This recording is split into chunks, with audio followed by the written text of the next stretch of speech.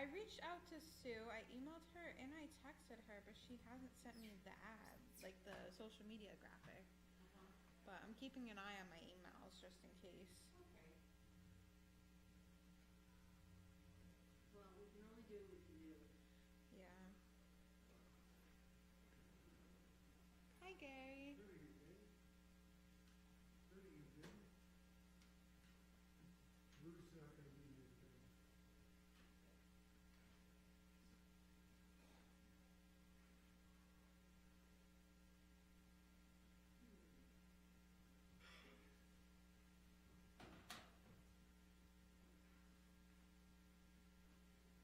You want me to take it? Or?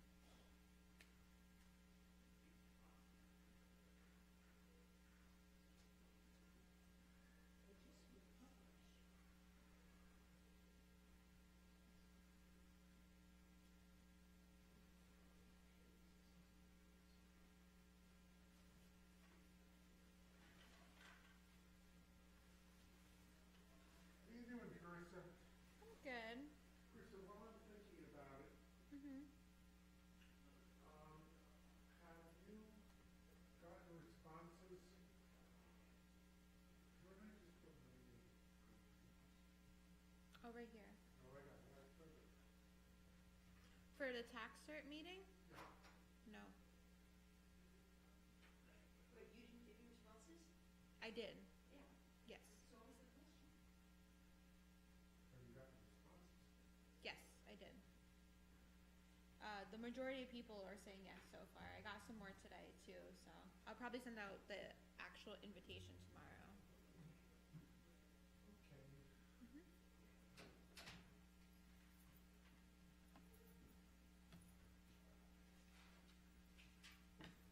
So why isn't this? Hello, Gary. Hello, Vic. Question. Answer. Did you get the text that Jeff sent about the minor leaguers being funded by regular people and get a percentage of their, if they make it to the big leagues, their contracts? I didn't see that. So he was going back and forth with me and I was saying, well, maybe I'll invest. He said, well, see if Gary wants to too. That's a gamble. How do Oh, I, yeah. how do I raise the seat? I didn't,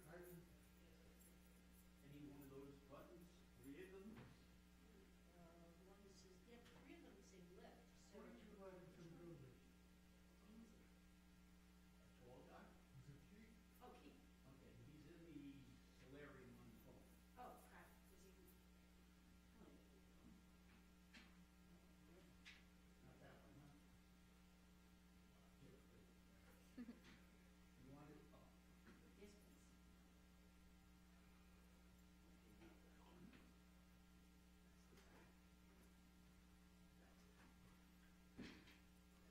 This is high as it goes. Okay. I'll work with I'll that. get you another chair. Okay. I have. Okay, Gary, Mhm. take a look at your screen.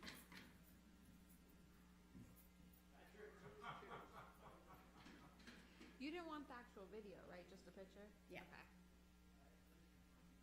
The Do you, lo- I didn't want to do the video. No, that's good. Yeah. logos, the new one with the Great. alphabetical order. Uh-huh. Great. Mhm. James maybe, great also, Mhm. okay, Yeah, and then the presentation. right. Okay, were you sliding over? Yeah, I see it. I think 1, it's time we 2, get you a 3. new chair. Mm-hmm. So you added the updated look for RCP and improved it. I just republished it. Are we expected to play any video here? No video. I didn't understand what you asked just now. I said, I just updated mine. Yeah, because I republished it when I spoke to you. Okay. Um, Hello, there. Keith.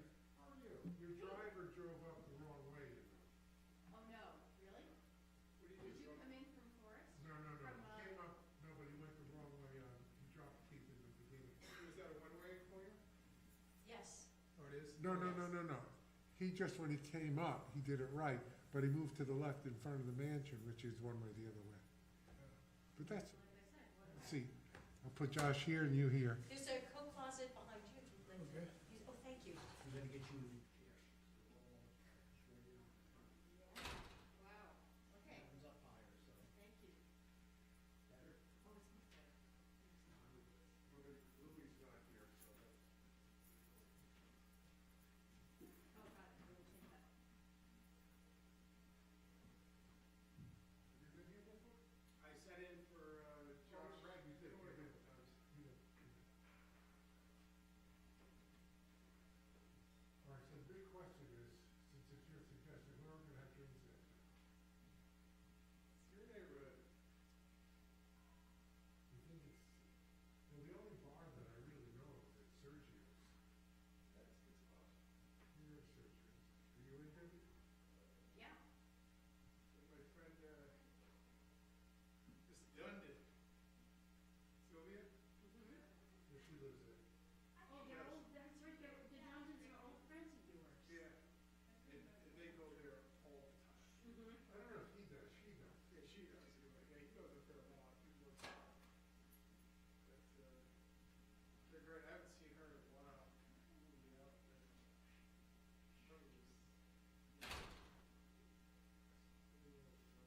Probably was- He said, if you have a laptop like that, you put it on the agenda for it.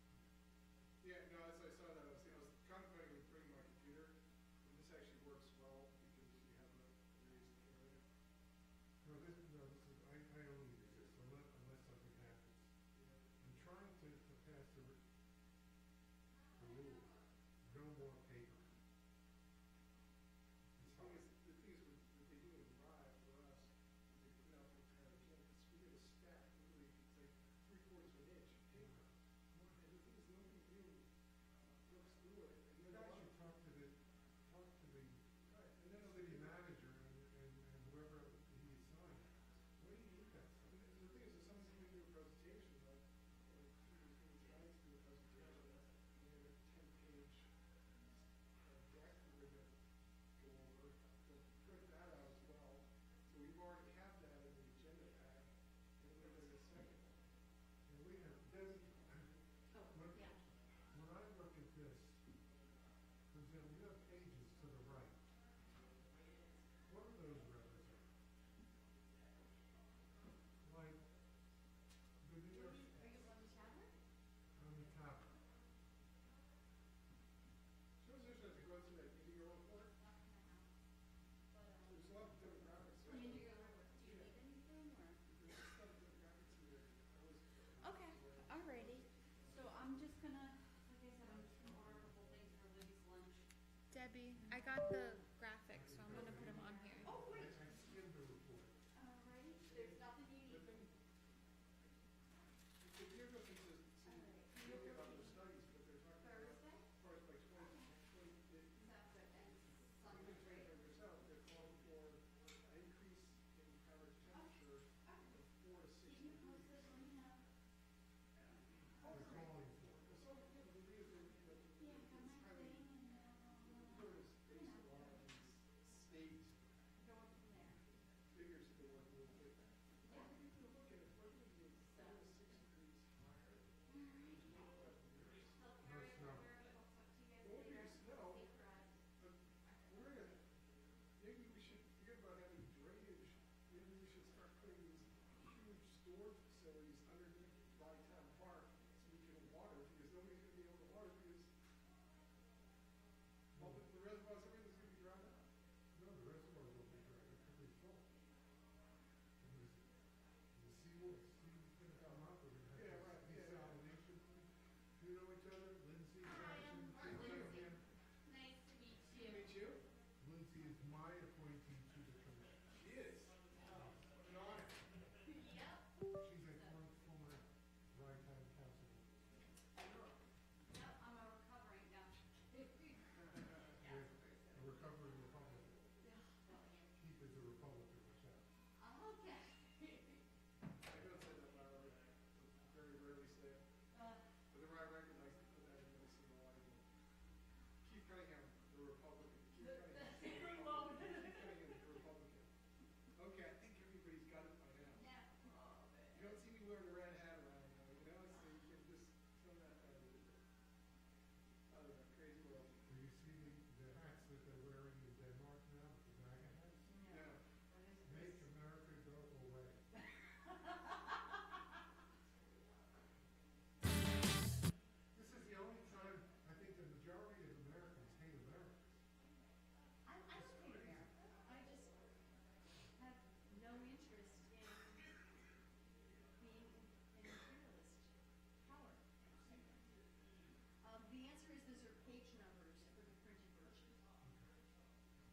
213 pages.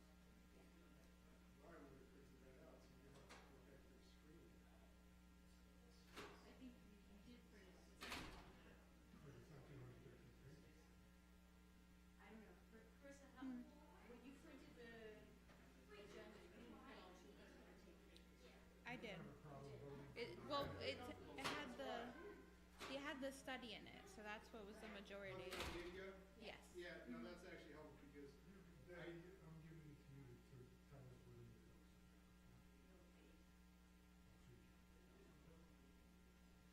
If you don't have a problem voting to approve the minutes, I'm going to assume that you I have have no problem voting for something I didn't know about.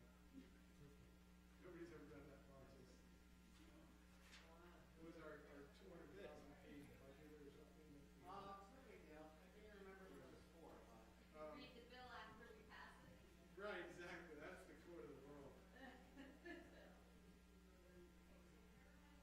Multitasking, excuse me for being rude. They'll do, that's what they do, they say, well, the leader told me to vote for it, so I have to go for it. Okay. Josh put a nice message out, and I just put a message. Good, how are you? Running in and trying to figure out my Instacart. Heard, I didn't want to interrupt. We're sending my stepdaughter back to school and I'm like, I vote yes to all. once again, my husband and her mother are fine, I'm like crying. It's like, really? It's a little backwards, but we got it. So I heard you left the county? No, still at the county, I left Hugh's office. Oh, that's what it was, So, okay. yeah, so I got started up, I'm doing the contract, so for VAC and, it's great. That's awesome. So, I like it, you know, I miss Hugh, but Yeah. we're still, I'm still up there driving them all crazy. Trying to get some on the street. If you weren't here for holiday lights, he was our DJ. But what he's doing here now is part of our video. It makes this thing run, and it's sometimes even worse.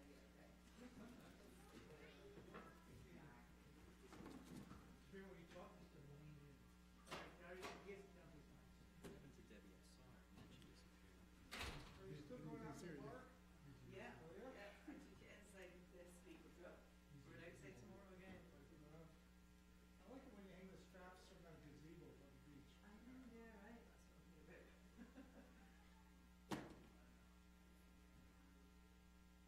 Good evening, Mr. Supervisor. Good evening, Gary G. Gary is our architect. The gentleman who just left, Dave Zanarelli, is our engineer. He's coming here. Victoria? Nice to meet you. Would you bring the pipe? Can you bring the pipe? Oh, neat, okay, great. Yeah. Yeah, she loves that class. Yeah, thank you. She's a good bird. I know, I've seen it. and she work, right? Yeah, let's see, she works in the city, she works out of the Oh, administrative. good. A lot of times by the end of the week, she's just cooked. This is what we're talking about, the expert. What's wrong with that? That's actually, I'm rather impressed with the condition you can have for that And it's 100 years old. That is, cause I would have expected, worse. It's a slow death, slow. But, the material that they backfilled with, had galvanization with pipe. Now, this is, I'll go through it, this is slag. Slag is like a hard rock material, and it's a byproduct of making steel. These are all the impurities. And that was included in the backfill? Yeah.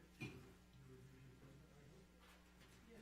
These things 100 years ago, they probably used some of the common, just throwing anything around. Well, they still look this sometimes and put on tape, but you just can't put it around.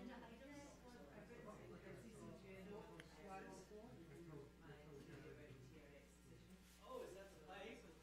This is the good piece. That's the good piece, well, I'm glad you didn't bring the bed that had all the sewage sitting in it. Yeah. You don't keep credit. Yeah, how are you? How are you? Good to see you. And also the beach.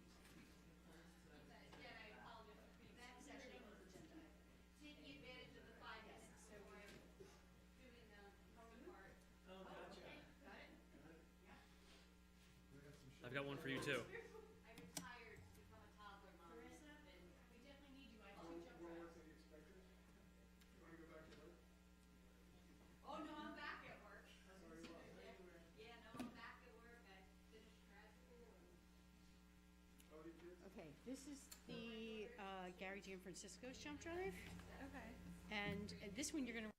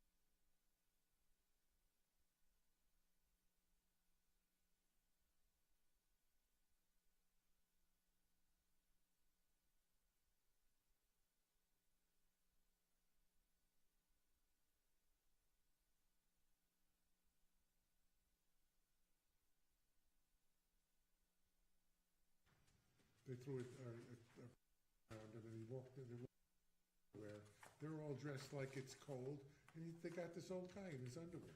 It's like crazy. They grabbed an off-duty cop.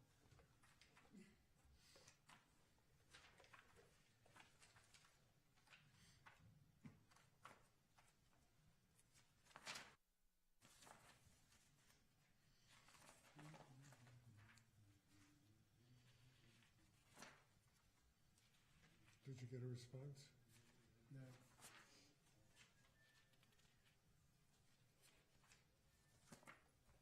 So that pipe, Gary, that pipe was a Pipe?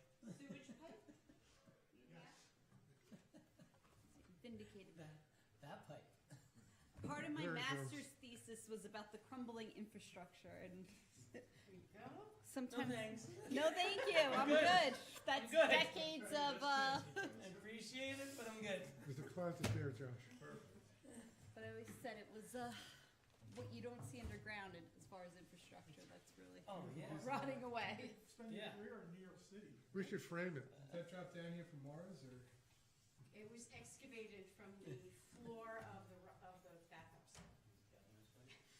That is actually a pipe. That's gone. What do you think about that, Josh? Relax. It's your one tardy. That's my one tardy on my light.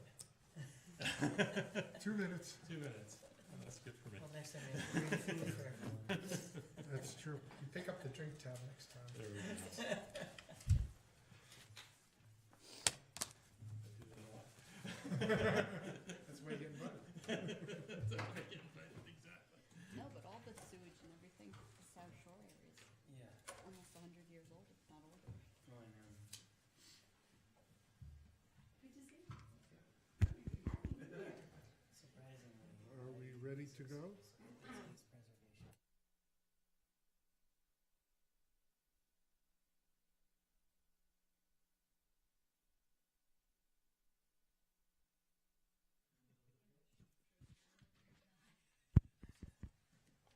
I haven't looked at that. All right, so we're gonna start in 5, 4, 3.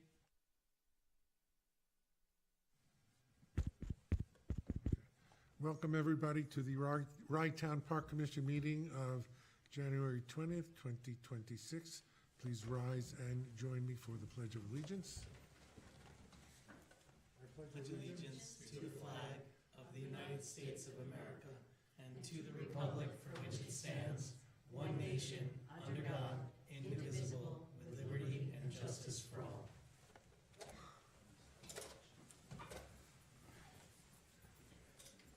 Debbie, please call the roll. Commissioner Josh Nathan. Here. Commissioner Keith Cunningham. Here. Commissioner Jason Klein. Here. Commissioner Lindsay Jackson. Here. President Gary Zuckerman. Present. I'd like first to welcome our 2 new commissioners from the city of Rye, Mayor Josh Nathan and Councilperson Keith Cunningham. Welcome to our merry band. We'd like to keep the meetings as short as possible and relatively informal.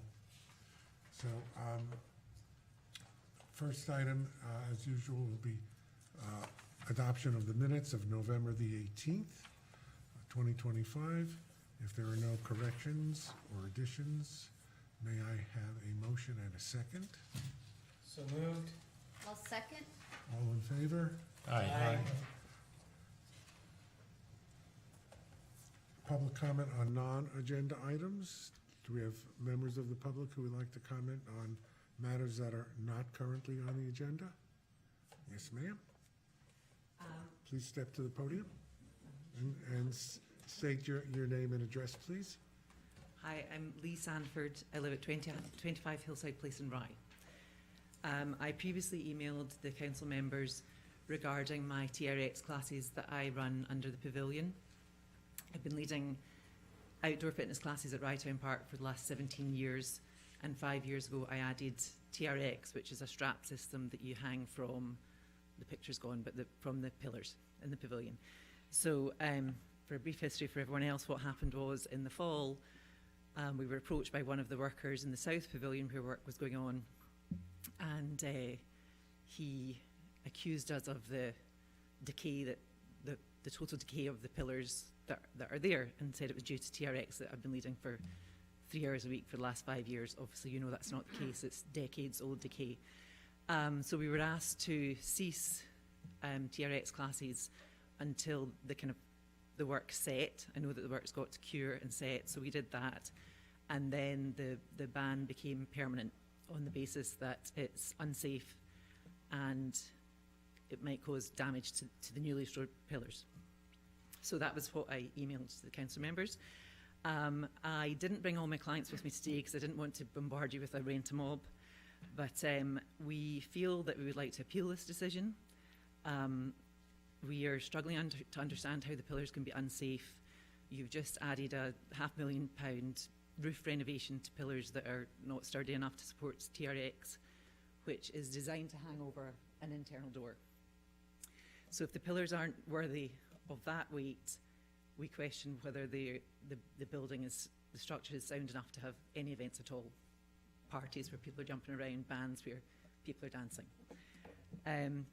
As regards the damage, I did include an appendix for the commissioners, which I'm happy to bring back another time or happy to demonstrate in person. We hang the straps via a crane hoist at the very top of the pillar. Once it's in place, it doesn't budge, it doesn't scrape, it doesn't rub. The condition of the pillars, as I mentioned before, it was certainly not due to us. In fact, when the chap was pointing out damage, he was pointing out pillars that we don't even use. So I understand his motivation to protect his work, but I do also understand that it's easier to say no than it is to say yes. A note on just service to the community. I mentioned that my clients, I asked them not to come tonight, but if they were here, they would happily effuse about the location, about my services. Many of them have stayed with me for 17 years, which is unheard of in the fitness industry. I am not getting rich out of this. I provide 4 classes a week, 45 minutes each. I charge $25 a class. There's no sign-up system. There's no that you're in or you're not. It's just drop-in class, $25. You don't get that round these parts. It's 35 to 40 unless you want to sign your life away for, a year. And finally, I would imagine that the top key performance indicator, well, I know that your top key performance indicators would be around usage, around accessibility, attendance and engagement in the park. And I think that my classes check all those boxes.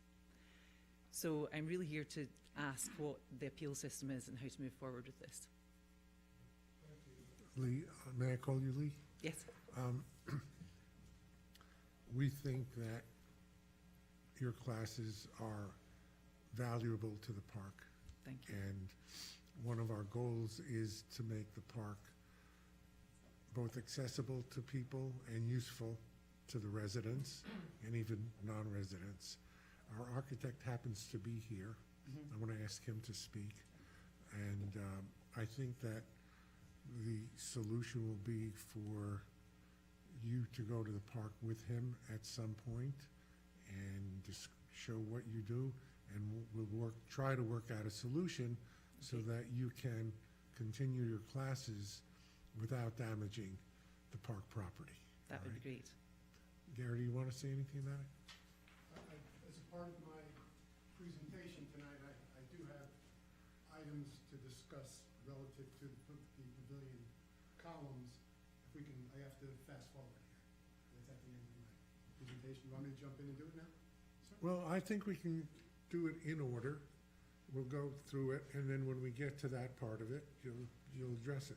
Well, I'm not Sure, sure how Keith. your procedure usually goes, but Well, raise your hand. Can I speak? Sure. can I speak, please?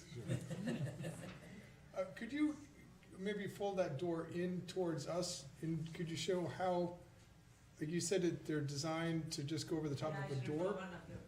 Could you like just loosely demonstrate? Is it like a hook that goes on the top of the door? Yeah, I or saw what? the picture in the presentation, the letter that you sent, Yeah. there's a picture, it looks like there's straps, I'm So just I would- curious how that works as The well. way it's designed, and it can be in an interior door, it doesn't have to be as sturdy as this fire door.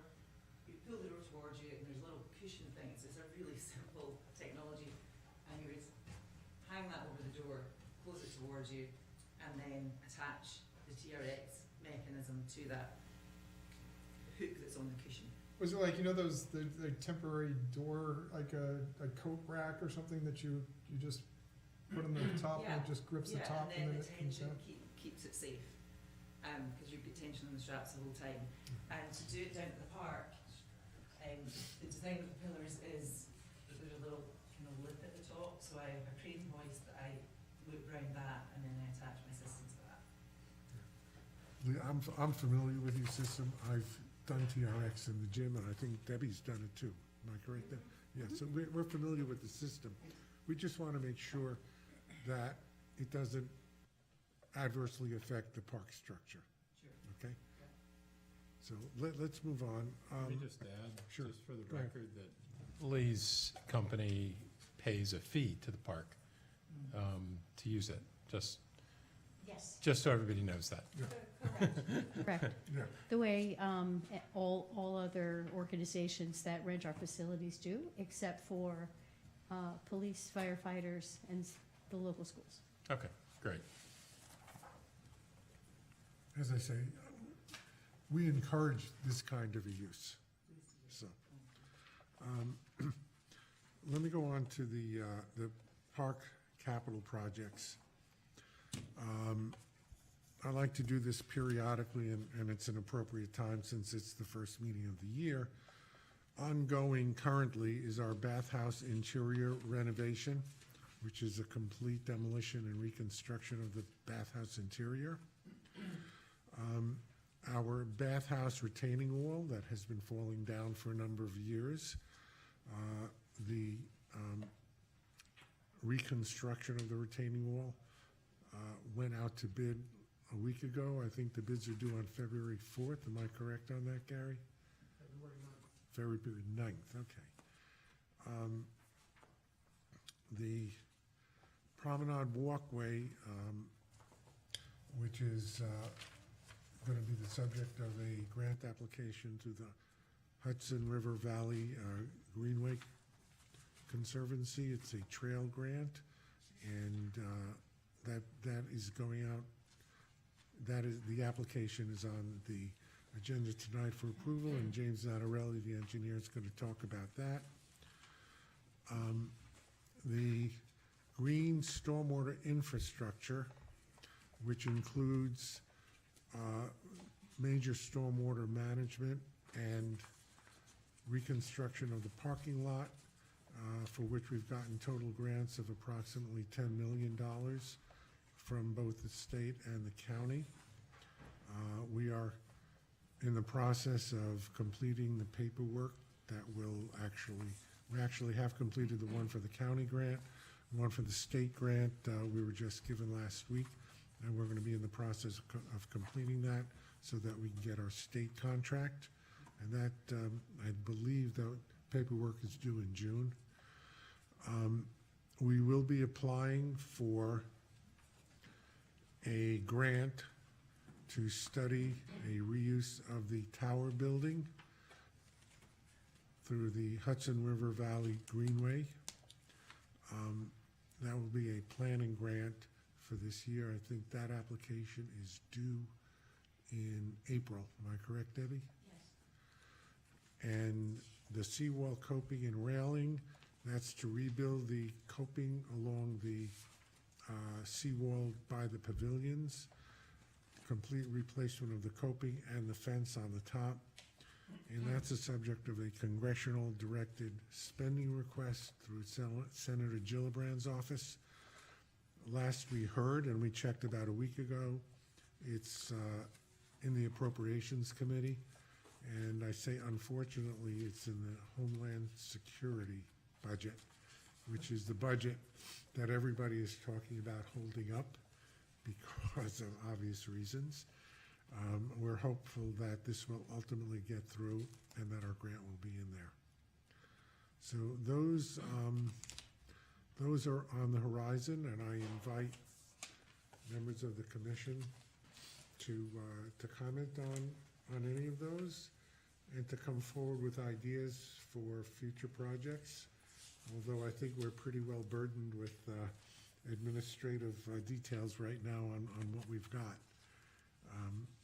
So unless there's no further comment, our next item is a resolution authorizing a change order for additional work related to the bathhouse interior, and Gary Gianfrancisco will talk about that. The resolution is in your agenda.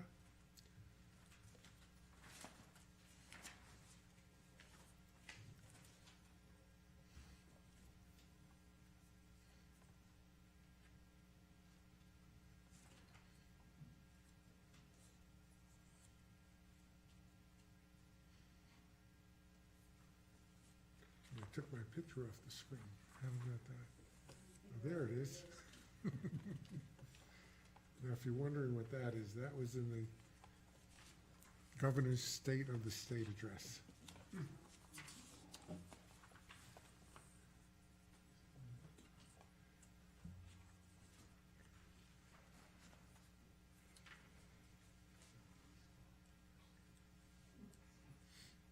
Are we having technical difficulties up there? She's there.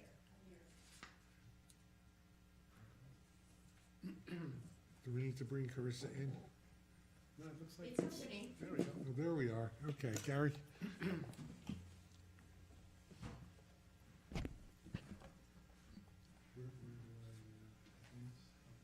and down? Excellent, okay. Mr. Chairman, members of the board, Gary Jeff Francesco from Arconics Architecture PC. We are the architects who have done a fair amount of work in Rytown Park, and we are currently doing the interior renovation of the bathhouse. Back in November, during general demolition, we discovered in the right image where you see the red steel, and on the left image where you see the red steel, we had uncovered a severe crack in the exterior masonry wall right on the edge line of the window. So the crack here would be, looks like 6 feet to the left of the window and to the left of the window. That's a load-bearing wall, and the crack was not necessarily repairable within the masonry, so our goal with this change order was to structurally tie the corner together.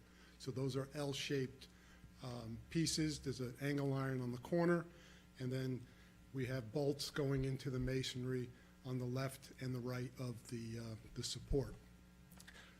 This is part of what reared itself as a bigger problem, where the roof line changes, which is right here, you can see.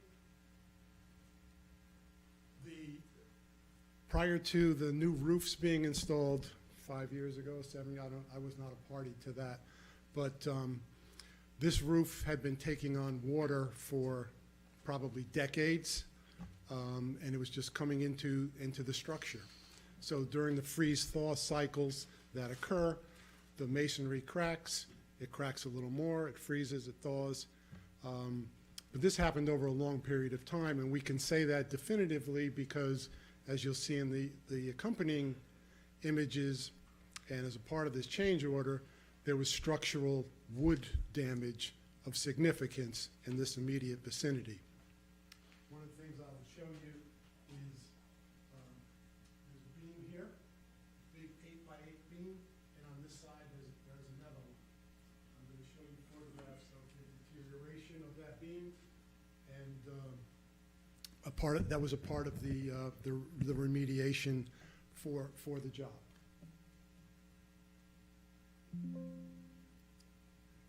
So the image on the right, you can see, point it out to you can see how all this masonry has gotten decrepit here. But We can only imagine because you're on that screen and we're on this screen. I'm sorry. That's all right. You do it for the public. I think we So get the idea. why don't you do 2 hands? Just so you know. There we go. So you can start to see There you go. that 8x8 beam is deteriorated significantly in that corner. I think what we need to do in the future, is have a pointer so that we can do it right on the screen. Yeah, I didn't bring my pointer tonight, I'm sorry. So on the left image, on both screens, I can't know if I can reach both, but you can see that there's a void in that 8x8 beam. It's all deteriorated. And that's supporting the roof? Yes, that's supporting the roof over those, the 2 entrances. And they replaced the roof 5 years ago? Longer. Replaced about 8 years ago? Yeah. Maybe 10? The roof was in horrific shape. And what you can further see, you see that jagged edge? That's a rafter. That's deteriorated entirely, gone. Now, what's ironic about it is there was some wood that was replaced in this immediate vicinity during the course of the roofing that Right. I guess somebody felt they had gone far enough. In this left image, there's the hole in that beam. So there's, all four ends of the beams were totally deteriorated. What we chose to do to remediate was not to take the beam out. We re-supported it in a different fashion, and both horizontally and vertically. So we feel comfortable with where we are with that.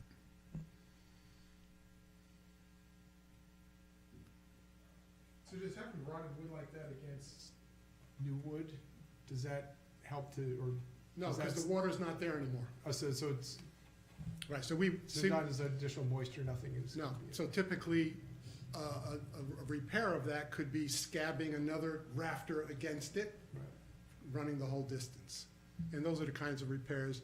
Wherever you're seeing the lighter colored wood, those are repairs that were done during the course of the roof. Some of them, we've gotten past this now in our work, but wherever you see new wood in the building now is a part of the remediation work.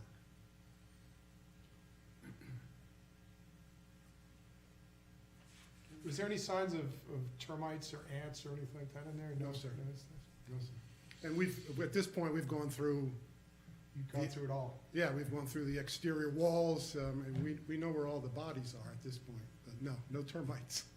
I guess it wasn't even good enough for the termites. So, just to give you an indication, so this would be a new rafter that we scabbed on, and wherever you're seeing new wood in there. Generally, over the windows was the biggest problem and the biggest area of concern. Okay, piping. So again, during the course of demolition, we started to dig up the perimeter drains. In the bathrooms, against the walls, there were these perimeter drains from when they washed the floor down.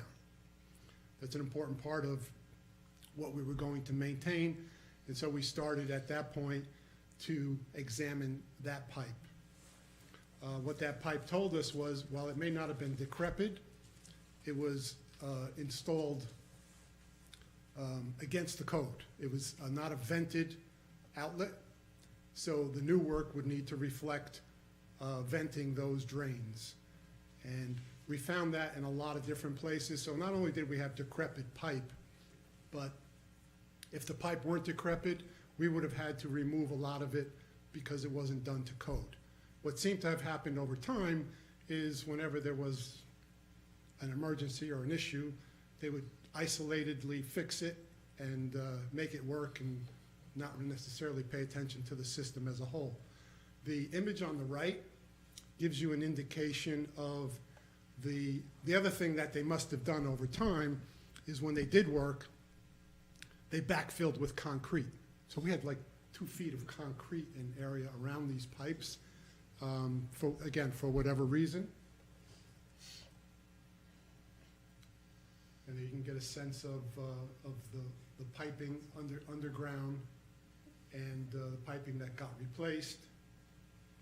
So the image on the left is of a typical piece of cast iron that we pulled out from underneath the slab, which was the sewer main, which had been engulfed in a galvanic process where metals interact and they started to cling to the actual pipes. What I have here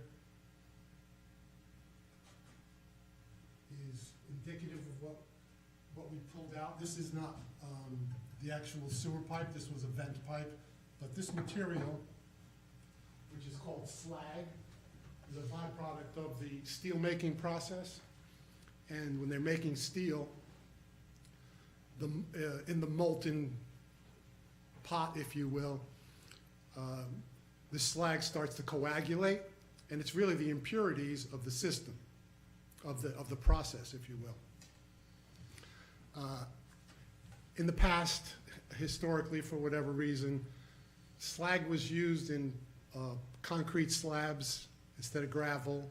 And in this case, they backfilled the trenches with slag. So that material galvanized with the cast iron pipe and basically ate it up. It's cancerous. It's a galvanic process, and when you have different kinds of metals interacting, it will corrode. The image on the right is the sewer main just before it left the building, which obviously is full. That may or may not, we're not certain that that was in that position before we had the lines jetted, because we went and we had the lines all jetted and cameraed so we could check the condition of the pipe before we started work. So the water all flowed, and there was no images of broken pipe in the video. And it starts to make sense when you understand how this stuff works. There's a piece of that slag.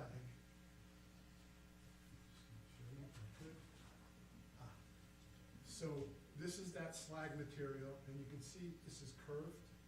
That was affixed to the sewer pipe. We were able to pull it off. So you can see it's just, it's very aggressive.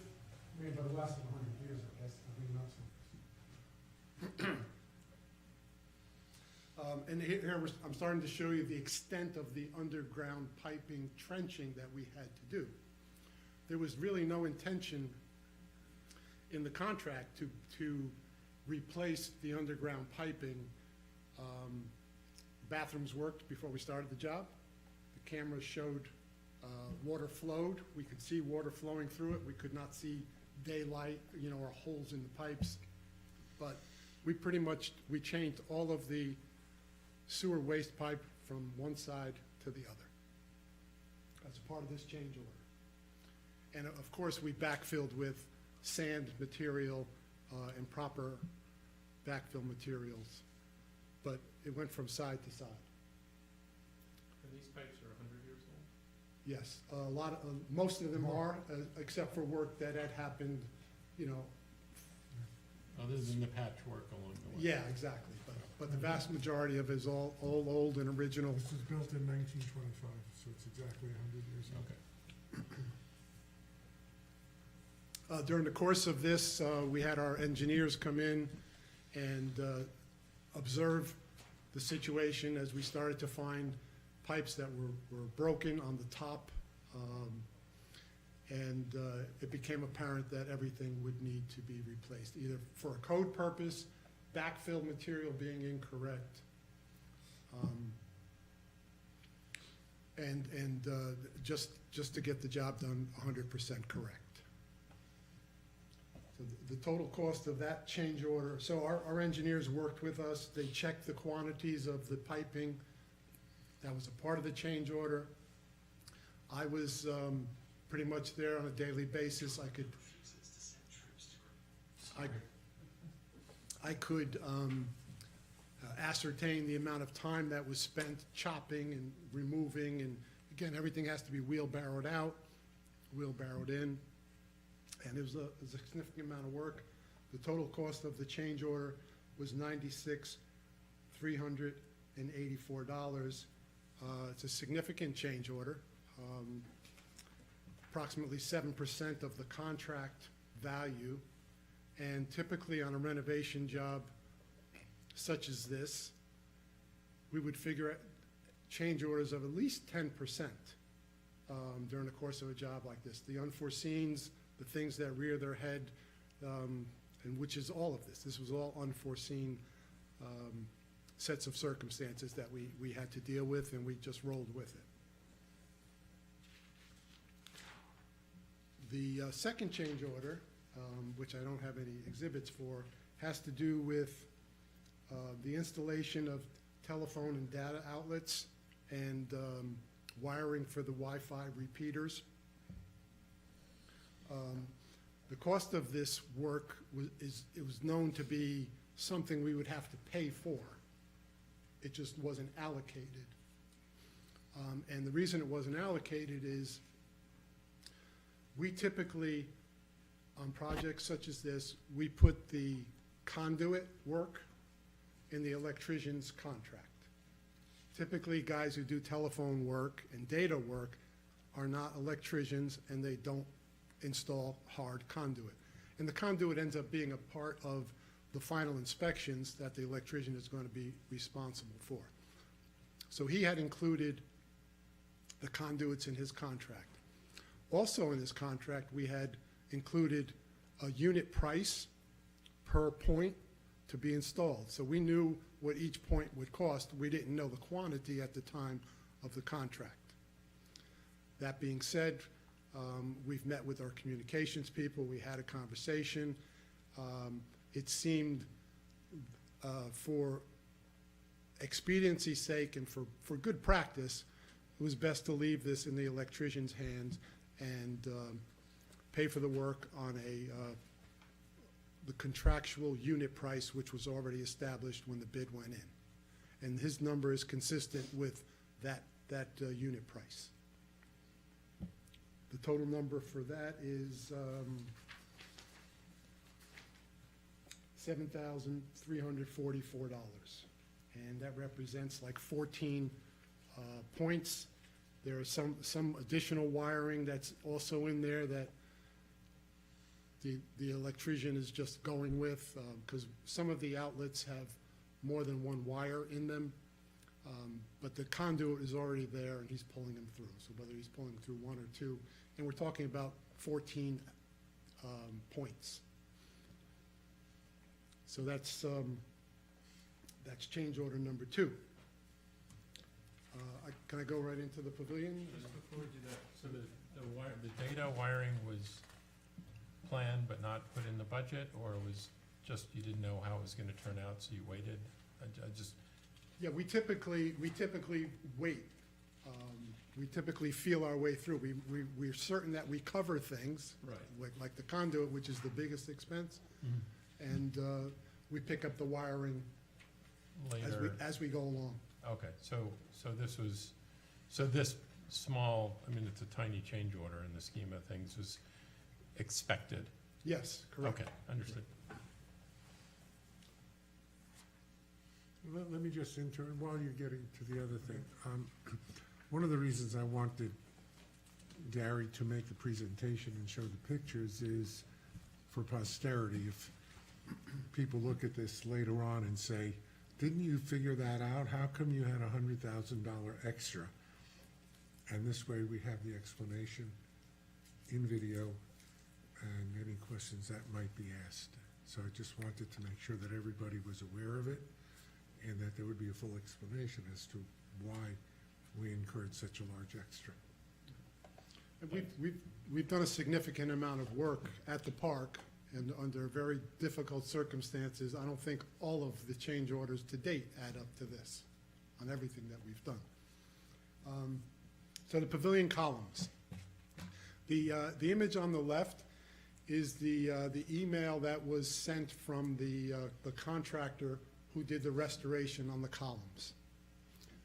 He sent it to us prior to him starting the work. This is September. We all had observed the activity in the pavilions. We've seen people exercising and doing what they do in the pavilions. But he highly recommended not to continue to allow this type of use. In his estimation, and this is a guy who does restoration work, is it will damage the columns. And you have to understand, and this is what I'm here to explain tonight, you have to understand how these are put together.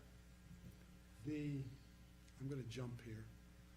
The image on the right is the letter that was sent, I guess, to the commission. Yeah, that's Lee Sanford's letter. Okay. This is not a question of the pavilions falling down. That's not what this is about, the structural stability. What you have there, this is prior to the work. These columns are hollow. They're brittle, thin concrete. You can So this is before the work, you can see the cracks. They're prone to that kind of a situation over time. And we've remediated, not only did we fix these, we remediated the cause of this when we did the job. And the cause of this had to do with these beams, over 100 years, these beams, had sagged. And these beams are really sitting on a wood column in the middle of this cement column. This is a tube, a cannoli, if you will. Lack of a better term. Yes, Mr. Gianfrancesco. Because it's brittle. So is this designed to sit on the wood which is inside the column or the column? Yes, correct, exactly correct. So these beams are intended to sit on that 6x6 post. Okay.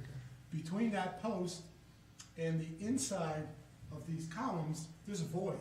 Right. So the concern has to do with this moving,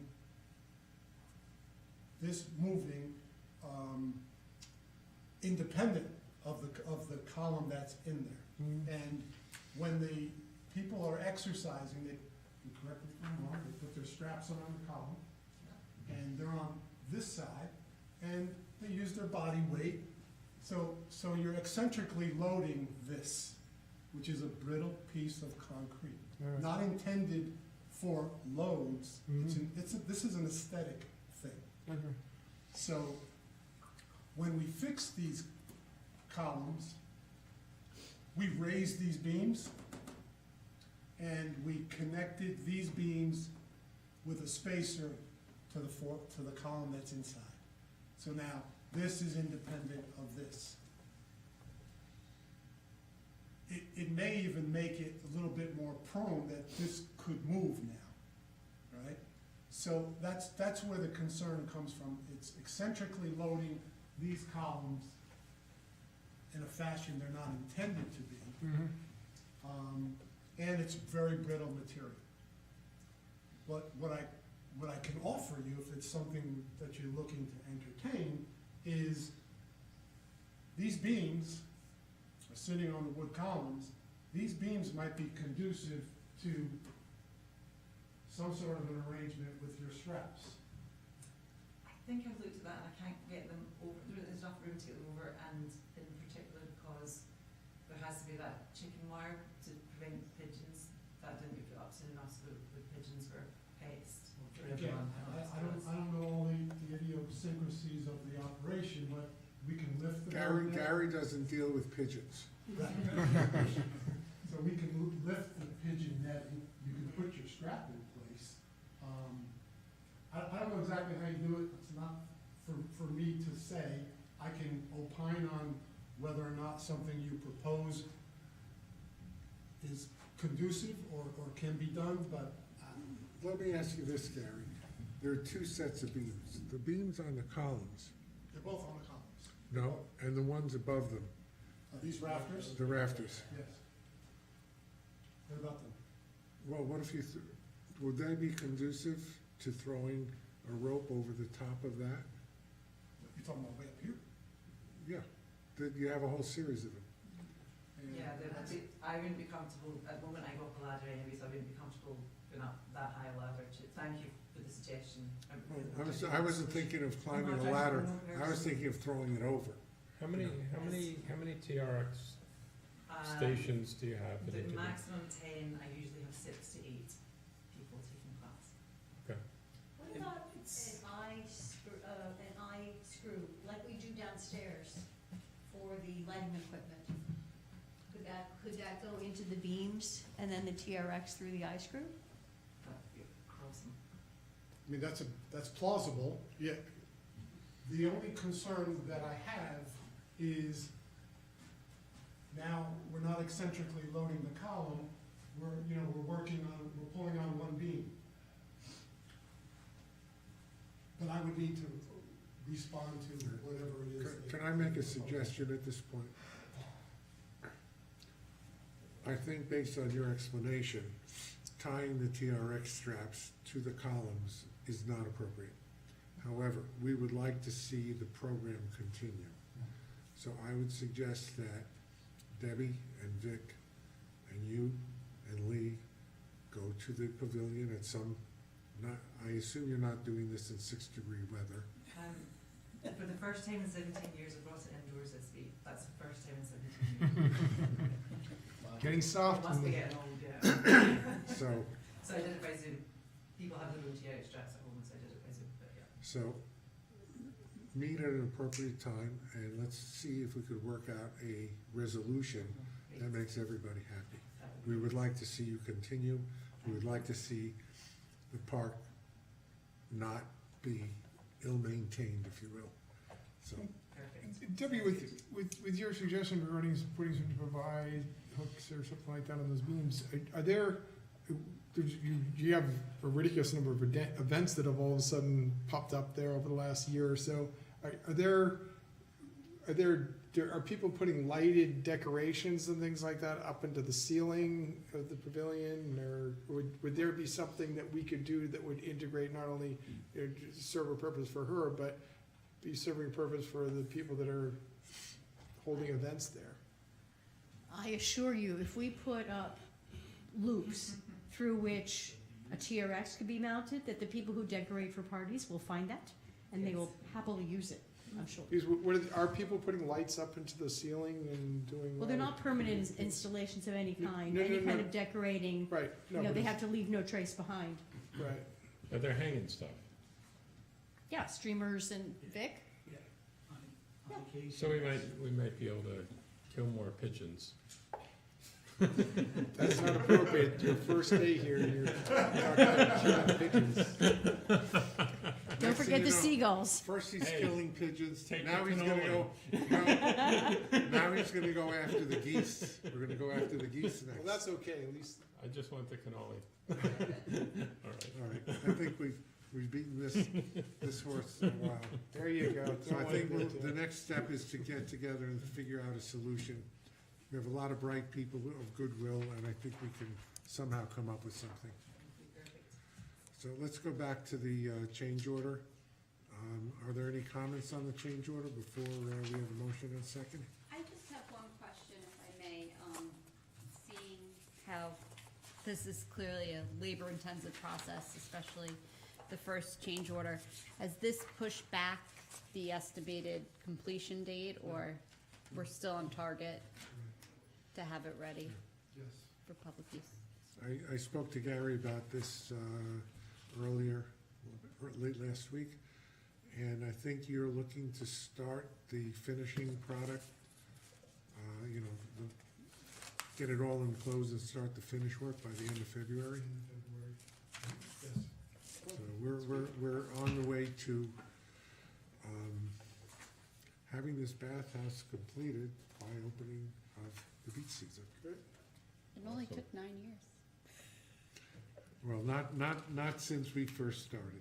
Some of us whining for 9 years. Well, actually, I'll make a comment on that. First, let's vote on this, and then, before we forget, may I have a motion and a second, please? I'll make the motion. Second. Then please call the roll. Commissioner Nathan, Yes. Commissioner Cunningham, yes. Commissioner Klein, Yes. Commissioner Jackson, Yes. President Zuckerman. Yes, thank you, everybody.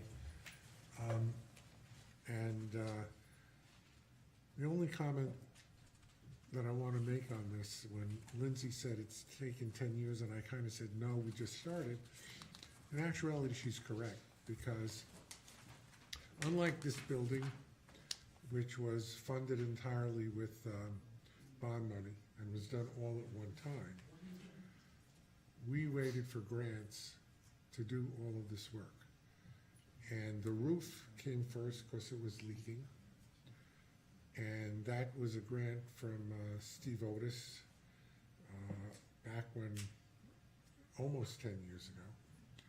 And then we kept applying for grants for this and that. We got grants ultimately to replace the windows and to do the exterior work. And you remember you were both on the council last year when we went through that whole thing. Because again, when we started to do the exterior, we thought a certain amount would be done. And then we found out the whole exterior was made of sand. So we redid that.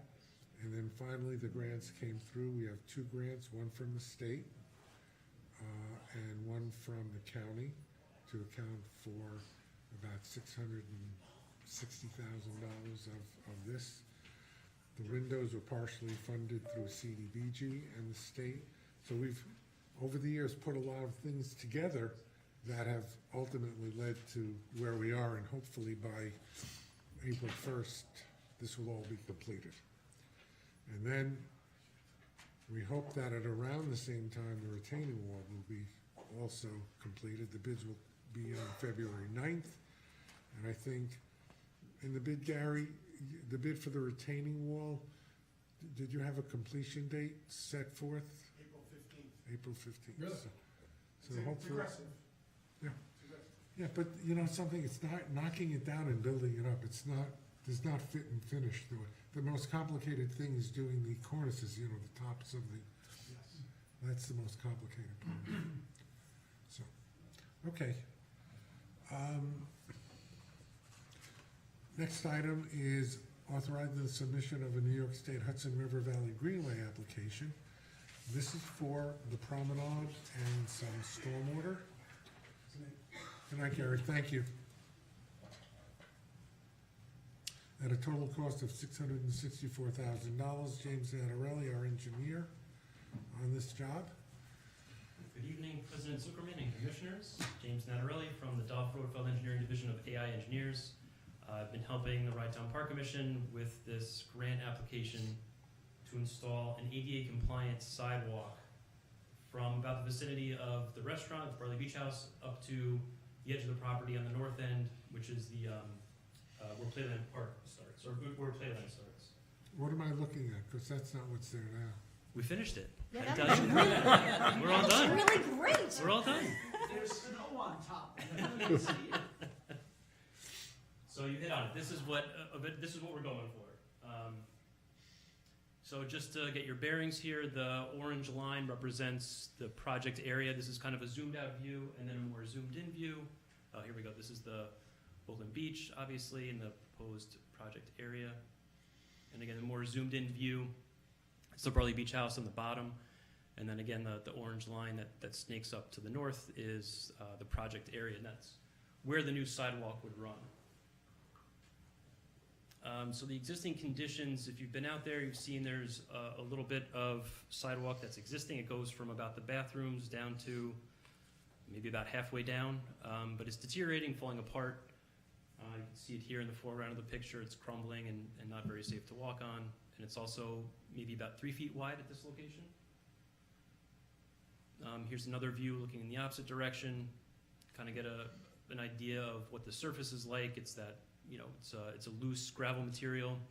And then again, the existing sidewalk on the left, but just where that shade starts of the tree is where that sidewalk ends.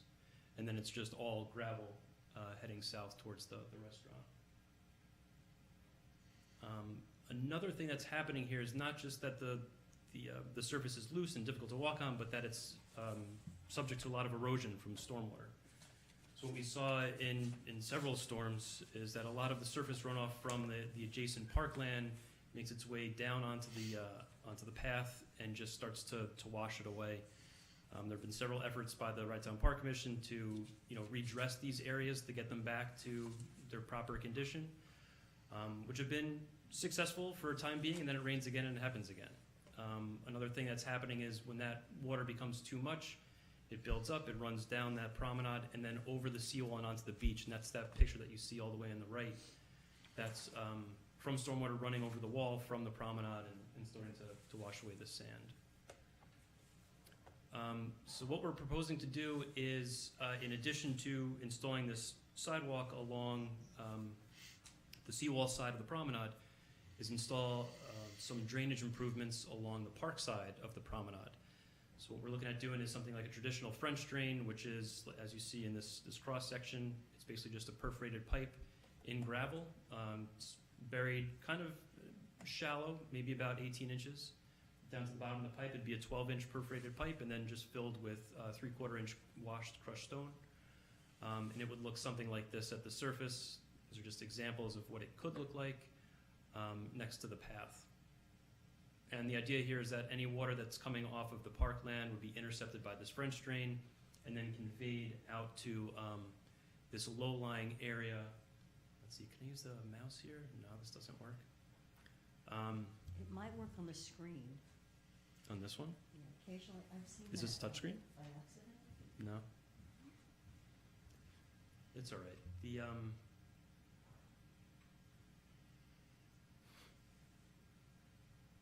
We need a teenager or something.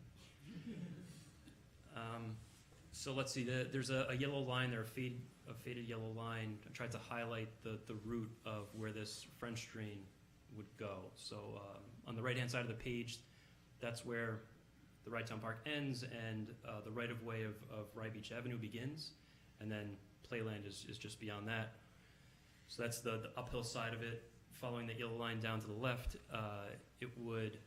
the French drain would run that whole length of the promenade, and then it would daylight into that low-lying area that's just to the north of the open archway that's underneath the promenade next to the Barley Beach House. So this would dovetail actually pretty nicely with some of the other work that we're planning to do in that area, improving the channel. That's the discharge end of the pond, and also improving the catchment system at the bottom of that channel. So this would be the comprehensive drainage part of this project of installing this sidewalk, installing this drainage this whole length, and that's represented by the number that President Zuckerman mentioned before, the 660,000 number. We looked at a truncated version of this, which would only go about 300 feet, and this could reduce the grant ask, but it's up to the commission how you'd like to proceed on that. The idea here would be that we would stop here and then come back later and finish the rest of the run, but there would be some improvement here by doing just this part of it. And then just for fun, here's looking north up into Rye Beach Avenue. This is the existing path and how it might look one day. Here's the bathrooms on the north end of the park and how a sidewalk might look there. This is looking down towards the lifeguard shack and the first aid building, and the path that would, the sidewalk that would go alongside the fence. And lastly, this is looking back up north in that same general area, and the sidewalk that might be there one day. You're really good with these pictures. I have to admit, it's not me. And that's all I have for you tonight. Thank you, James. We've applied to do this work previously. I remember seeing something from James doing the French drains back in 2022, I think after Hurricane Ida. And we applied to do the path, the handicap accessible path through the CDBG, Community Development Block Grant process. And we didn't get the money at that time. But this entire project as imagined combines two of the goals that we've had since I've been the supervisor, the president of the commission, which is accessibility and resilience. And I think I've discussed this previously with Mayor Nathan as to which project to go for, and I think we're agreed on the larger one. But what I will attempt to do, not I personally all alone, but with the staff, is to maximize the grant money by amending it's not amending because it's not written yet, the specifications for the GRG grant and the county stormwater grant to also include this mitigation, because it's all part of the same idea, is resiliency in the park.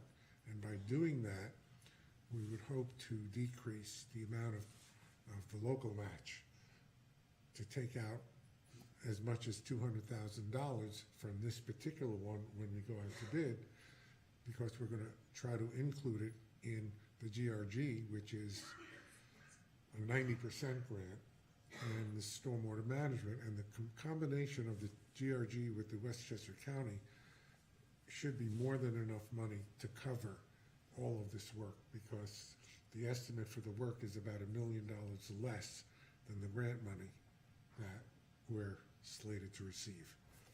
All depending, of course, on how the bids come in. So, anyway. So Harry, that's- I'm sorry, it's Diana Page. I was wondering if I could just ask a quick question. Hi, Diana. Hi there. So with this, if I understand correctly, this work is actually gonna happen, like, if you do have the money for this, or you don't have it yet? We're just having, this resolution just approves the park commission to apply for the grant. We might I not, see. Okay. we might not get this grant at all, we may get zero. In which Okay, got case, the pathway project would not be done, but hopefully the mitigation project would be able to go through by amending or including in the specs this project with the GRG and the county stormwater. Okay, got it. The reason I was asking is that I remember last summer, one of our wheelchair-bound residents stopped me in the park and talked about the ramp that's at the Rye Beach Avenue sort of playland entrance. And he was just pointing out that it's, very, very steep. And also that he had seen a couple people, I think maybe on bicycles or something, but sort of come down that ramp and then hit a pothole and spill over their bike. And so I was wondering if you're gonna consider, making that area better, if you could consider grading that ramp in a more ADA accessible way. It just might help our wheelchair-bound residents, but also, people on bikes or scooters or whatever. One of the main reasons for this project is because, I don't know if it's that particular person you spoke to, but we've had discussions with people who use wheelchairs and walkers and who really have no use of the promenade because of the rough condition. And that's the Right. purpose of the ramp. We actually looked briefly into the reconstruction of the ramp, but we're not sure that it isn't handicap compliant. Okay. We looked at that, and we're gonna remeasure it. And if it's not, we'll consider as we go along possibly redoing it. But one of the constraints again is money, but hopefully we'll be able to address that issue. It's not something we're Okay. not aware of. Okay, great. Okay, the other thing that you mentioned is the promenade itself. And I think that at this point, it goes more into maintenance than reconstruction, because I would like very much to work with staff to see what can be done and maybe do a separate reconstruction project of making the entire promenade, let's say, less bumpy and with fewer Yeah. holes. I was not aware of the hole that you're talking about at the end of the ramp. I've been there, but I'm just personally not aware of it. I don't know if any of the other commissioners are.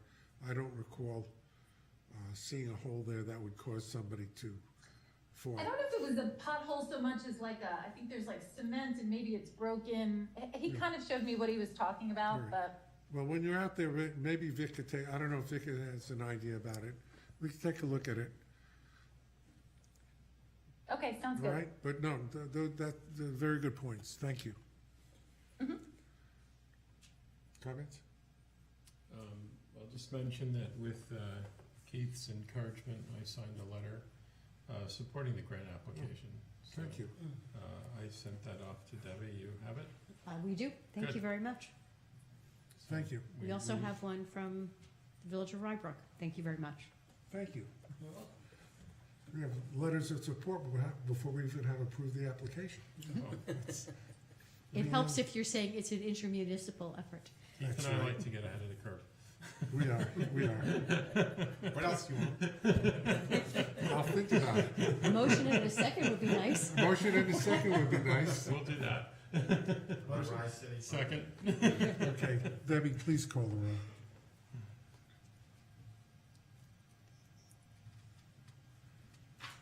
Commissioner Nathan, Yes. Commissioner Cunningham, Yes. Commissioner Klein, Yes. Commissioner Jackson, Yes. President Zuckerman. Yes. Thank you. Hopefully it's a successful application. Hopefully it will be. Since we're doing resolutions, let's jump to the last resolution before I forget it. By the way, I have this habit of sometimes forgetting stuff on the agenda that I kind of skip over. The representatives of the town will be, the staff and I will be at the Association of Towns meeting on our next regularly scheduled Park Commission meeting, so I'd like to change the date of the February meeting to February the 24th. Is there any problem with that? That's the date you told us about. Have we told you about that? It's all good for you. That would not work for me. That's okay. You sure about that? Okay. You have it. Yeah, it's our village board meeting. Oh, okay. All right, The second and fourth Tuesdays of the month. all right. Is there, I don't know that we can have any other date. Let's set it, if we have to change it again for some reason, we could. Yeah, you probably Convene, make but let's quorum. set My it- guess is you'll make quorum without Yeah. them. Let's, hopefully we won't have too much of importance to vote on. Only the budget. Just kidding. May I have Definitely feel free to vote on that. may I have a motion to change the date of our February meeting to February 24th, 2026? May I have a motion? I'll make a motion. Second, please. Second. All in favor? Aye. Aye. Thank you. Going back to the agenda, a presentation from the Barley Beach House. Do we need to accept the Thank you, James. the climate vulnerability, or do you want to do that later? Resolution 4. Yes, I did skip that. I thought that, okay, let's do, resolution to accept the Rye-Town Park Climate Vulnerability Assessment, by Indigo River. Debbie, tell us what this is about. See, I told you I skipped. I do that. You thought you were up. The Rye-Town Park applied to Sea Grant for a study to study the climate resiliency and an adaptation plan for Rye-Town Park. And of course, I don't have the resolution in front of me, but this was the first round of grant awards awarded to communities around the Sound Shore to study the impacts of climate change and make recommendations on how to harden our physical plants so that we could be more resilient. And the grant resulted in an RFP paid for by the grant, not by the park. And Indigo River was the environmental engineering firm that was engaged to conduct a study.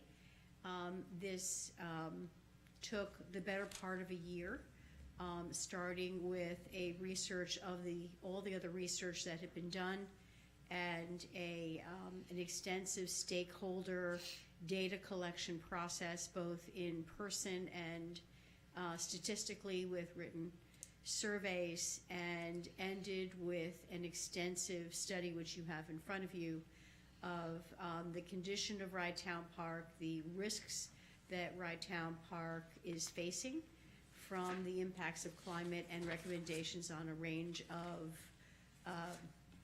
strategies to go forward. And it's our intention to use this for future grants and for future engineering planning as we identify projects that will enable us to preserve the park for generations to come. Yeah, I'd like to point out that we are a bit ahead of the curve because some of the things that they are recommending involved parking lot rehabilitation and promenade drainage improvements. Of course, they looked at our past studies and shows you how long it takes sometimes to come to fruition. That studies that we've done 3 and 4 years ago, we're now putting into effect. But I think that this is an excellent study because, as Debbie says, this gives us the basis to include when we go for future grants with agencies to say, and the study was done, and this is what it shows, and now we'd like to apply for this grant to put the study into effect. So, anybody? Keith, comments? Nope. Nope. Josh? Jason? No comments. Lindsay, no? Okay. I just wanted everybody to have a chance. No, and I think it was fairly comprehensive. We had we had them come and present at one of the meetings, I think maybe 2 or 3 meetings ago. And, again, like you said, this can be very useful when applying for the grants, so. Yep. All right, may I have a motion and a second, please? So moved. I'll second. Guys gotta jump We're in. along for the ride, so Why? You're full members. I'm happy to support it. Okay. We'll just take a voice vote on this. All in favor? Aye. Thank you. Okay, now, presentation from the Barley Beach House.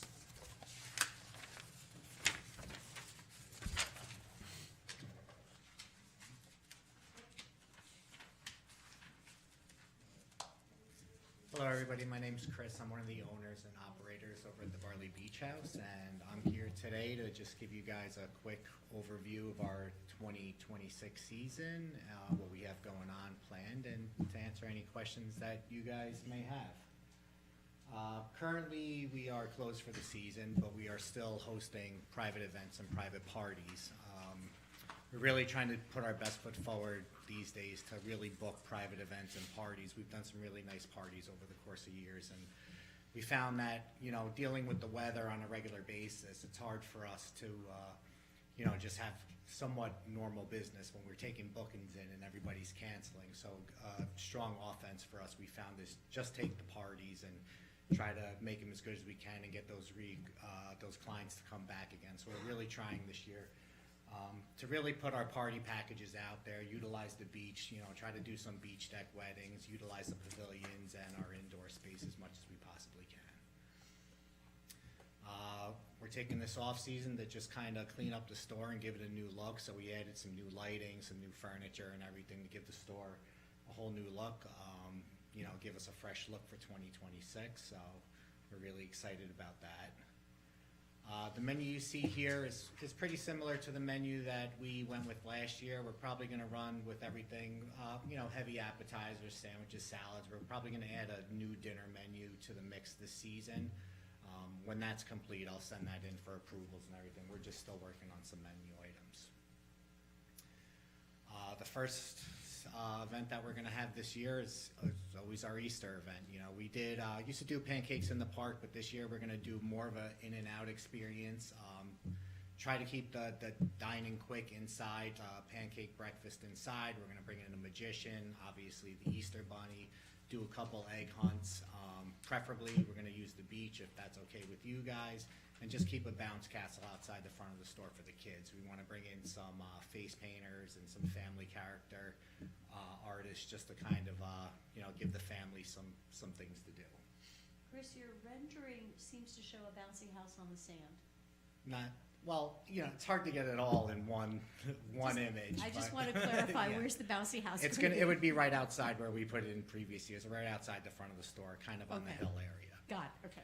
I did try putting it on the sand. They told me no. They said it would suck in all the sand, so that's out of the question.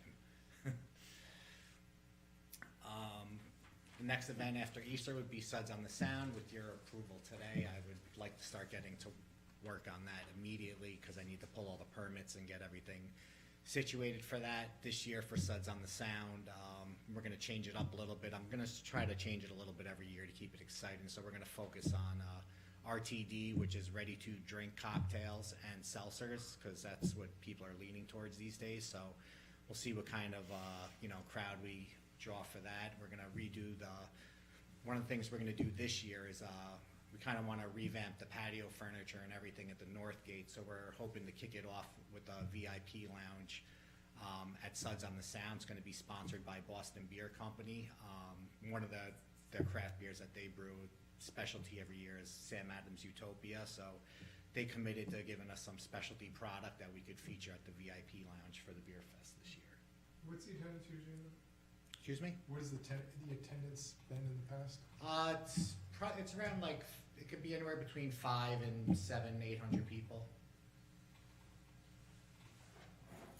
Do you tent that as well in case of weather? Or? So we do, I do 10 by 20 tents, just enough to keep the vendors inside. We do it rain or shine.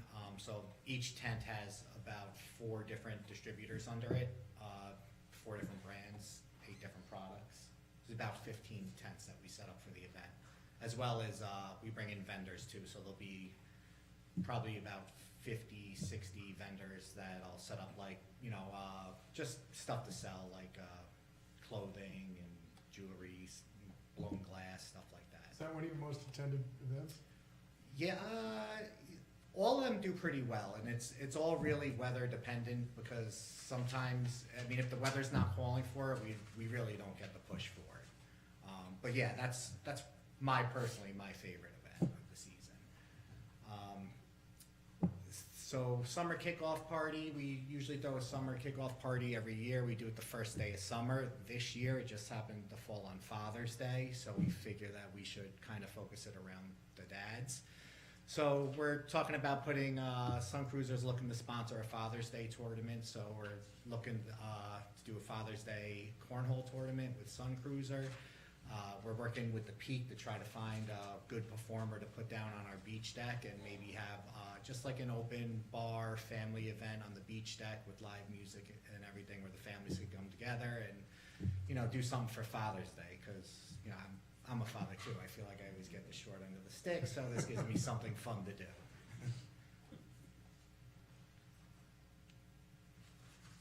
Rosé and Rye, we do this every year on National Rosé Day. We usually get a good turnout for this. We do this event on the beach. We keep it rosé theme focused with rosé cocktails and rosé drinks and charcuterie boards and dessert boards. It's a great event.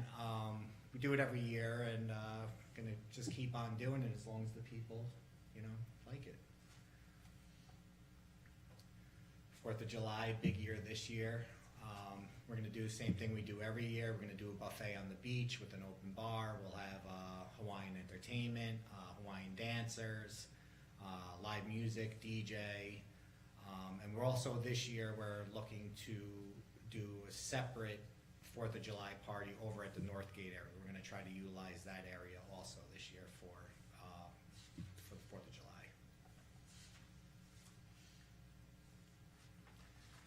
Reggae Rum Punch Party, it's another event that we do every year. We do it on National Rum Day, sponsored by Don Q. We bring in a reggae band, do unlimited rum punch cocktails, an island buffet. I'm yet to make it to this event because I go on vacation every year during this event, but most people tell me it's their favorite event of the year and that the band is amazing, so we're going to line it up again for this season. I've been to that, it's pretty good. Yeah. This year I might make it because it's going to be on a Sunday, so I should be back. And then Sip, Sound, Savor. This kind of took over last year for our Westchester Wine Walk. It's kind of our farewell event of the summer. It'll be the last event we do on the beach deck if there's no other parties booked after this date. But it's kind of how we wrap up the season, and we do a big peak event, so we try to get a good band from the radio station in that day. Just do live music on the beach and on the beach deck with a buffet, and it's kind of like our farewell to summer. And Chris, what, go back to, Sunday the 19th, Saturday. pardon me, Saturday the 19th, which weekend is that? Third or second? Third? I don't have my phone on me right now. Third, yeah. Think so. Yeah. It is. Third. Before you set that in stone, I believe, I could be wrong, that the Westchester Triathlon may be that weekend.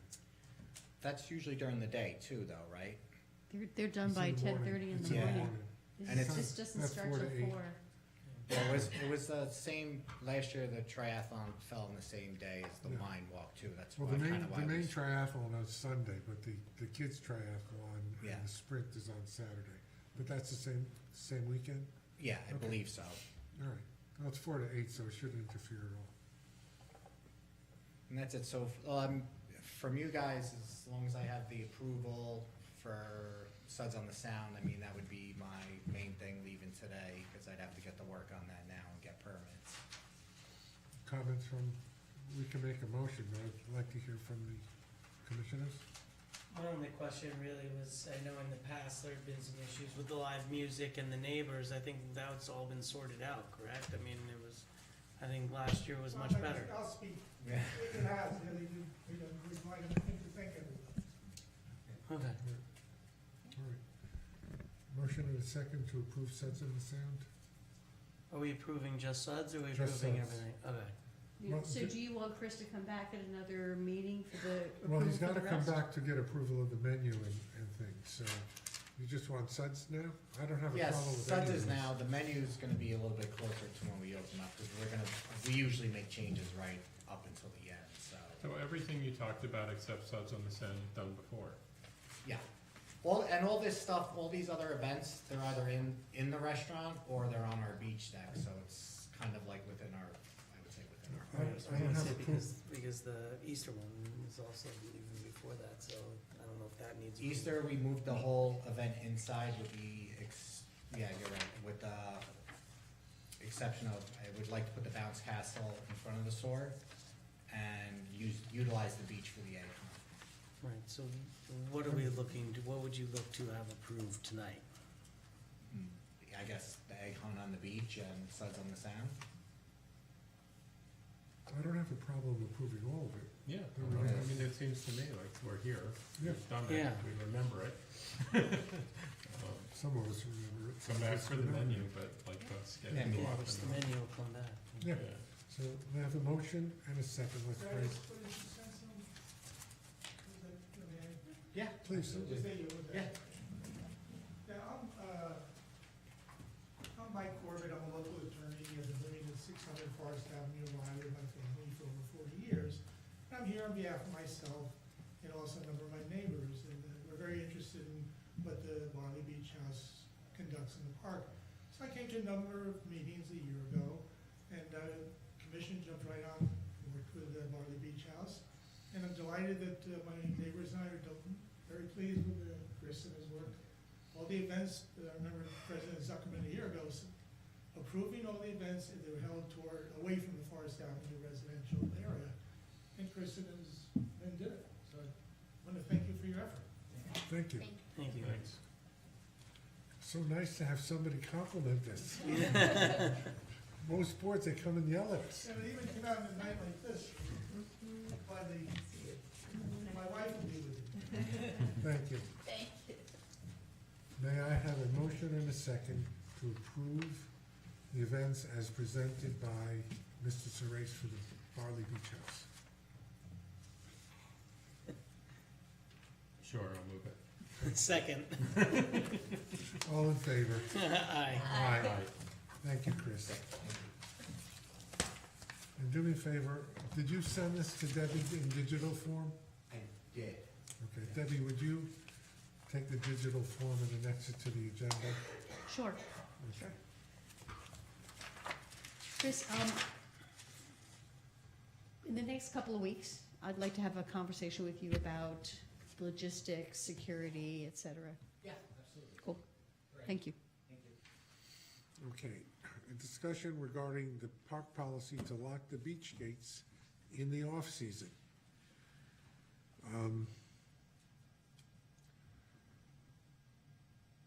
Discussion was had, we received a letter from a resident who wanted to walk on the beach and questioned why we locked the beach. And that resident is not here tonight. Yes, she is. Is she? Oh, Yeah. you're behind there. Would you like to, Please would you come to like the- to take the microphone? Yeah, so, I've been a resident of Rye since. State your name and address, please. Maggie Yan, 42 Orchard Lane in Rye. I've been a resident since 2001 and have enjoyed the beach all year round, more so in the off-season than in the regular season because it's more crowded. I exercise with Lee, we have classes there, and I've been doing it since 2001. And all of a sudden, it seemed around Thanksgiving it was closed and I couldn't understand why. It was I thought, oh, is it because Thanksgiving? And then it was on a weekend, and then it was on a Thursday, and I was perplexed because it's such a beautiful part of our town that everyone enjoys. And when I'm there, it's not just us, but it's many other people running, walking, little kids playing. And I know some people have been swimming, but they've been doing that since 2001. People are in the water doing cold plunges, and we have little groups that do the marathon. They practice swimming there on weekends in the winter. So I was just don't understand why it was closed. I think the risk is very low that anyone would be injured or hurt if it was open like it usually was from like 9 a.m. till about dusk. So I didn't understand. I don't understand. Well, I think that the major reason was that there were some abuses, and like anything else, most people who take advantage of the park, and it's a wonderful park, do not abuse the park. They do not abuse the beach. We've had this discussion regarding off-leash dogs. Most people do not abuse the privilege, but some do. So I think that the reaction was to lock the beach both when lifeguards were not there and in the off-season when the beach is not being used. And we've had some internal discussion, and we're willing to look at that issue. Josh, you want to comment on that? Sure. I've lived in Rye for just a teeny bit longer than Maggie. And I think we should have the gates open. I think the beach is public space. You can wander around the park. You should be able to enjoy all of it, and I think people can be responsible, and if they're not, we should figure out how to deal with it. But I think the super majority of people are very responsible, and I'd like to see it open. And my question is, what's the reason not to? I was just in Connecticut last weekend. All the beaches were open. They don't even have gates to close. There wasn't even fences. The parking was a different thing, but if you want to walk on the beach if you can get yourself there. And I just think it's a better feel, and I'd rather see the gates be used where there's a reason that we need to. If there's a health problem where we have to shut the beach for some reason and we feel that a sign wouldn't be noticed. I know that occasionally happens in along the Sound or something like that, but as a general rule, I'd rather just see the gates kept open and let people enjoy it. That's my view. Okay, if I add something again? You may speak, of course. I hung out for this too because I feel even more strongly with this than I do the TRX. It was Maggie that told me about it, and people have been asking both of us about it, and it's another occasion where if people were aware that the beach was closed, you would have been packed out today. You wouldn't have got everyone in. And I think it happens, like, it's almost like by stealth. And then I've said to people, our neighbour across the street who's two young kids, I said, are you aware they've closed the beach? And she said, oh no, I just thought it was happened to not be open that day. So people are walking past, you know, and it is quieter, but they're walking past assuming it's just a coincidence that it's closed because a member of staff hasn't shown up or something. If they knew that it was policy, I think you would have a lot more people here to complain about it. I discussed this with staff, and I'd like to propose a compromise whereby the beach is open when the maintenance people come in at 7 o'clock in the morning. And we'll open the main gate, not all the gates, the main gate, for people to walk on the beach. And we'll close, lock it up when the maintenance people leave. So we'll try that. What time do they usually leave? 3 o'clock. 3 o'clock. So basically, especially off-season when it gets dark, that way the people have use of the beach most of the day. They can come in the main gate and walk on the beach, and I think that solves, you know, both issues, and we'll see how it works. Is that acceptable? Right, so even when it was I 9, I like- think we're happy. I like the spirit of that, Gary. I just, what is it that we're afraid is gonna happen from 7 o'clock, from 3 o'clock in the afternoon till 7 o'clock the next morning that isn't happening in Connecticut? Can I answer this? Sure. I mean, I'm asking that as a just, like, I don't get it. Hi, Vic Federico, Director of Grounds and Facilities. Last year, our caretaker, it was 9, 10 o'clock at night, found 6 to 10 teenagers on the rocks. That's very dangerous. Those rocks are slippery, and that was the reason we closed it at night. He's also found people there that have started fires on the beach. They camp out, they put fires. So these are the reasons, some of the reasons. I appreciate the situation of, so one occurrence when you have 6 or 8 or 15, whatever, people out on the rocks once. But that's going to happen no matter what. If Well- teenagers want to climb over the fence and get out of the beach, they're gonna get out there. It- And if somebody's putting a fire on the beach, that's basically, might as well shoot up fireworks saying I'm here as well. It's kind of hard for somebody not to see that out there. Well, they're drinking alcohol, smoking pot. They're teenagers. I know, kind of but expect still. that to occur. Or, Maybe that's you not know. the best spot for them. I'd be but- worried if they weren't. I'm looking at the liability aspect of it all. My son. So- Yeah, but the thing is, I think we have liability insurance that probably would suffice to a degree. But I could possibly see closing it at, you know, whatever, at the latest. I had a conversation with Gary that there's one person that kind of circles around all the properties. Yeah, no, Charlie. caretaker. Caretaker, Yeah, so. that's his So job. if it could even be extended out to his last stop every day, which that might put about to what, 7 or 8 o'clock? Or later. Later than that. So if his schedule could be adjusted to extend it out to 8 o'clock, I don't know if they're 10 o'clock or whatever it is. So sometimes he's there at 10 o'clock. Okay, that would be great. But the thing is, I don't, it seems, I frequent, as we've discussed, I frequent the park, frequent Rye Playland Beach as well. I think it's great that we're keeping it open until 3 o'clock. 3 o'clock, there's some kids families that might want to take a walk out there with their kids and spend some time on the beach.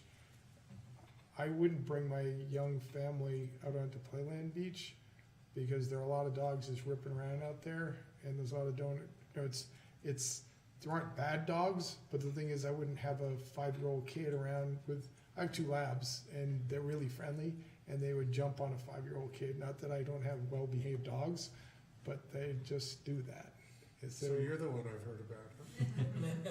Well, and to add to what Commissioner Cunningham said, as someone who used to use the dog beach, now my Shih Tzu's kind of elderly, so he's aged out of it. But I believe that having it open, especially on the weekends in the later hours, or to accommodate those residents who are maybe working, especially as daylight, we get closer to spring, daylight's extended.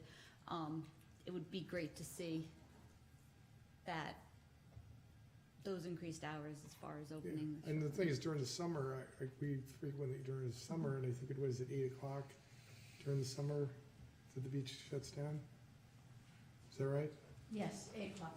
I guess, but 8 o'clock, there's been times around 8 o'clock and sunset is 9:30 or something like that, and all of a sudden, we need to pack it up and leave, and And what's posted, I think, I don't know if it's on your website, because I looked at, I don't know if there's a sign there anymore. Could you speak to the microphone? What's posted, either on your website or, I don't think it's, at the gate, but it says dawn till dusk, is kind of what I read. So that's, I think that would be reasonable.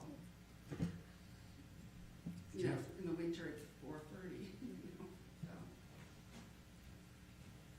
Hi, I'm Jeff Binder. I'm the attorney for the park and the commission and also the town. I actually very much appreciate your libertarian leanings on this issue, as well as you, Mayor Nathan, because actually that's where the law is essentially going, or is, because the issue here is different from, for example, a swimming pool that a municipality creates, a man-made structure, something that requires ordinances that require, fencing. A coastal park is treated differently under the law, and the key element with liability on us is signage and notice. Right, yeah, that's what we had discussed that, as far as having appropriate number of signs, just like parking on the street. If you have one sign for every 200 yards, giving somebody a parking ticket probably isn't appropriate. Right, so waterways, shorelines are different from swimming pools. Right. And in terms of whether I think that there's increased exposure, look, anyone can sue a municipality if they can find some sort of theory of liability. The question is, can they win? Right. And the question is, are we, adequately insured? But the law governing liability to a municipality on a shoreline or a beach is different. So we can, there is some latitude here, and it's worth exploring. In my legal opinion and view, it's worth exploring. What does that mean?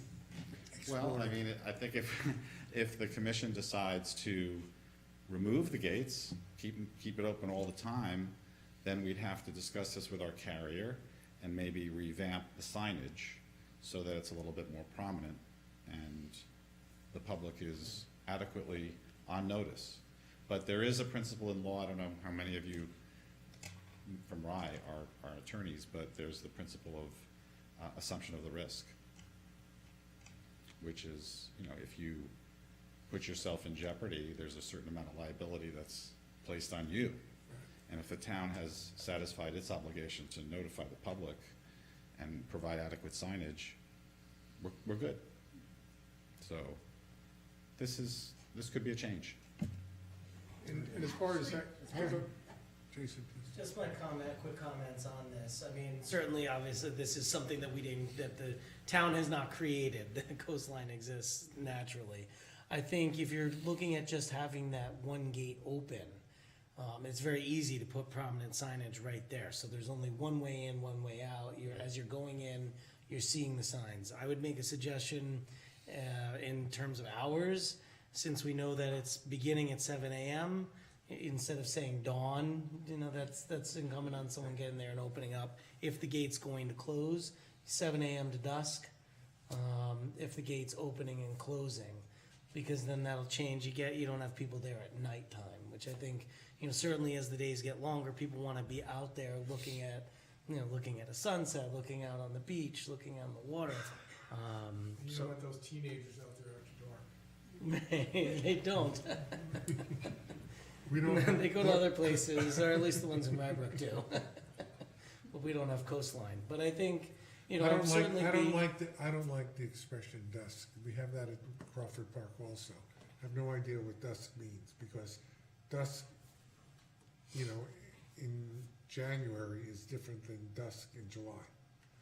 So, when it's dark, does dusk mean when it's almost dark? Does dusk mean when it's very dark? I don't know. I like Jason's point about if you have one gate open, you can put your signage there, and I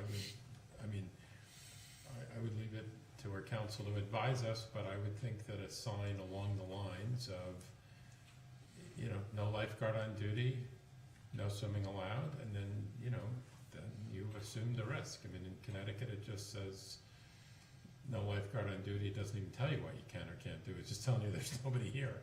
I mean, maybe it's different in New York, and we're in New York, and that just happens to be where I was looking. In Europe, there's no sign anywhere. The entire Mediterranean is right there, and you can walk into it anywhere you want. So if it's public property, so I'm in favor of using the gates as a way of having the signage there. I like that idea. I don't have an objection if you were to say, hey, at 10 o'clock at night when Charlie's doing his last round, he shuts the gate. But I don't feel strongly that that has to happen. I feel like the signage is the way I'd like to see it go. But if there's a value or you want to try it out, I would go with that as the Well, I wouldn't want to put a burden on Charlie when he does his rounds. Charlie does his rounds for the entire town. Crawford Park, Town Dock, Rytown Park. So. And he's just checking. I mean, he's just looking to see that things look okay at Well, that point. I think you've seen his Well, he report. also, he checks. Josh may not have seen the report. I mean, he makes sure that the doors that should be locked are locked, and if they're not, he does. Yeah, I think Yeah. you may have included that here, I saw that somewhere today. You had, I think you had 2 weeks of, or a couple of weeks, some days of summaries. Oh, we've added Rytown Park to the, are you getting his emails now? I don't know, I read it somewhere. Okay. Read it. I'll check. Getting a I'll lot check. of emails. And to the point of signage, I would say too, aren't there signs around the rocks as well? Oh, yeah. Yes. There are. Yeah. So I think I feel more strongly in my position now. You know, my hesitation was that we're fiduciaries of the park, but I think given Mr. Binder's explanation, I feel more confident now in keeping it open. What I was doing is bringing this up with our carrier and going over the state of the liability law with them and seeing their input, because actually they're, counterintuitively, there may be issues with keeping all the gates locked for emergency purposes to get in and out of the park. If there are, who knows? I'm just speculating now. But I think that what I would like to do, just so we're comfortable with it from a responsibility point and legal point, is go over it with our carrier. I don't want to put too much of a burden on the staff either, especially off-season when we have very limited staff. That's fair. That's fair. So can you'll do that, and we can take this up in February and see where we are? Yeah. That's great. What do you want to do between now and February? Go with the Vic, let him open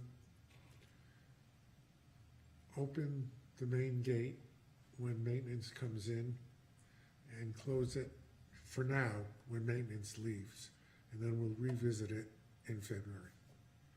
Yeah, because we only have one person at the park in the winter time, and they're there from 7 o'clock to 3. And just not to complicate things and go against what my goal is just to have it open all the time. Would it be better to have some set time, because you are limited staff and you don't necessarily want to be locking somebody out on the beach? Is that an issue for you at all? If somebody's out on the beach, you would have to go out there and you're locking the gate, you'd have to go out there and get them and tell them that they have to get off the beach, right? What's that scenario? Well, the maintenance guy, what I would send him is at 2:30, check the beach. Let people know it's gonna be locked at 3. Yeah, but I think we prefer in the off-season that it's open until like 6 or 7 Well, or 8. we're talking about a month. Just Yeah, for yeah, one month? Just for 1 1 month. Just for now, Okay, until we revisit it. Then we'll make a decision at the February meeting. yeah. Okay? I'm fine with, do that for a month, and then hopefully in February we have good news. How many entrances are there to the beach? Several. Oh, several. Several, like 5 or 6 or something? How many? There's a- Right, the locksmith has 15 gates, is that right? There's 15 openings to the. Is there really? Yeah. Even though we generally think, oh, there's just 3. 4. Well, then it comes down to is how many, somebody's gonna walk out there and see a gate closed and they're like, alright, I can't get on the beach. Well, after a while, they'll If get the used to middle- it. If the middle gate is open, which is, That's where most people go, is the middle gate. Like Yeah. 75% of the people go to the middle gate? yeah. I would say 90% of the people Okay, go to the middle okay, gate. alright, Yeah. okay. Am I right? What days of the week are people there? The staff members? Just Monday to Friday. Right, so that would exclude weekends, that's the only. Because I think weekends are also, especially as the weather gets nice, those nice spring. We're Well, talking, maintenance comes back March 1st. so, we're talking about 1 month, Yeah, Lindsay. we're talking about So February. we'll put this into When it's effect. really 1 month cold. and it's gonna We'll be see. 9 degrees on. I know, it's gonna be really cold, yes. And, So if and you the wanna go to be- the beach, Not too concerned, And the and beach is definitely not covered with concerned about snow. people swimming. Yeah. so you're not walking in the sand, you're walking in the snow. Snow, yeah. off in New Hampshire, I like that. Oh, you're from New Hampshire? Yeah. I'm a UNH grad. Are you really? Yep. Oh, boy. Wow. All right, so Okay. I would, Commissioners, I'd like to clarify that we just identified that until the February meeting, the park will be unlocked, the beach will be unlocked at 7 a.m. when maintenance arrives, and locked at 3 p.m. when maintenance leaves. Correct. Yeah. Which One is the gate, current one practice. gate. One gate, the middle gate. Okay. Okay. With the goal of getting to a different place after that. Good, okay, All right. End of discussion. excellent. Management report.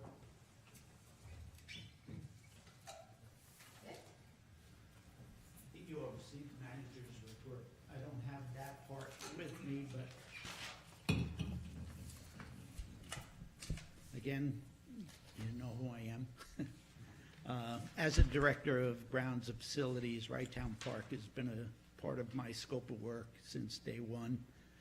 That was 7 years ago when Russ Gold and I were both hired and started at the same time. During that time, I've also managed Crawford Park and working with the town's executive office. We have built the park into a very successful operation.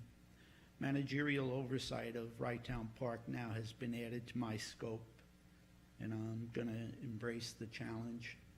The first half of January, I've been meeting with Debbie and department heads 2 to 3 times a week. We've been reviewing the operating model. We're keeping what's been working, adjusting where it needs improvement, working on organizational structure, planning, recruitment. We're fully on the way with that. And it's going to be, for me, a work in progress because I'm not only there, I'm here, I'm at the cemeteries, I'm part of the construction. But I can tell you, this year, we'll see a lot of familiar faces and some new ones. So, anybody have any questions for me? Dick, I appreciate you taking it on. Thank you, Josh. Mayor. Thank you. Josh is good. Congratulations, yes.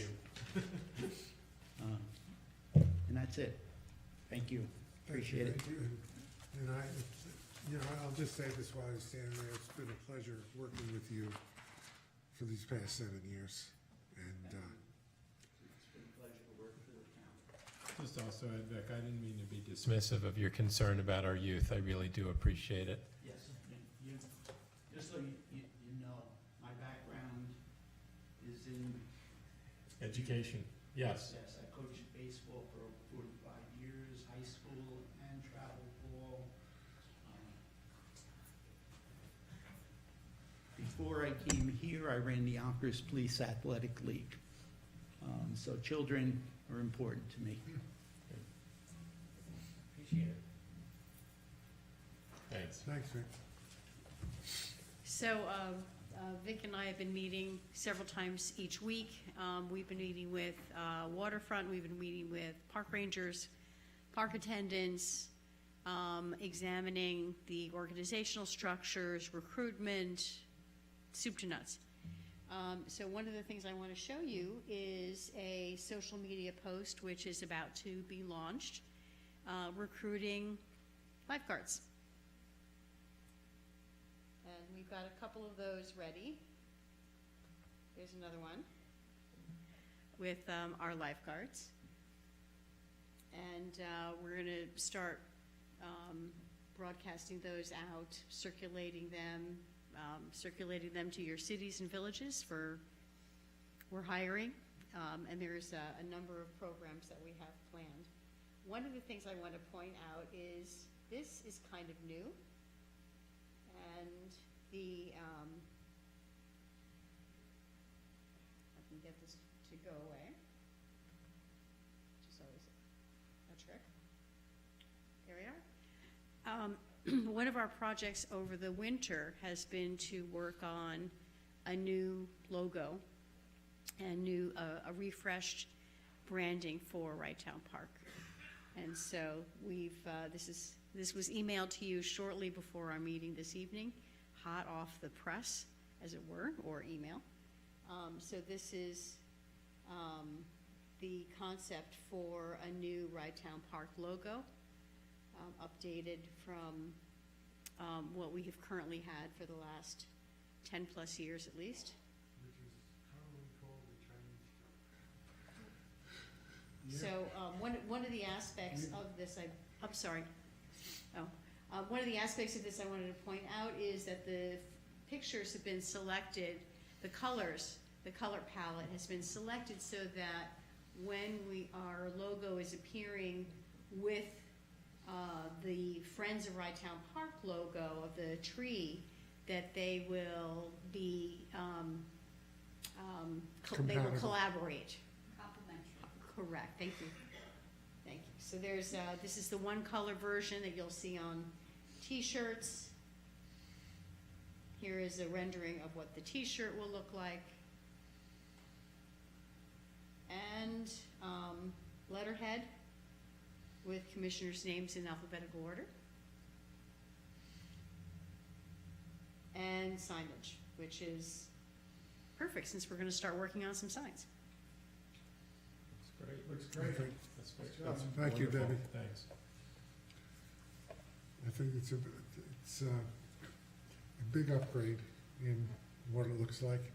What do you think, Diana?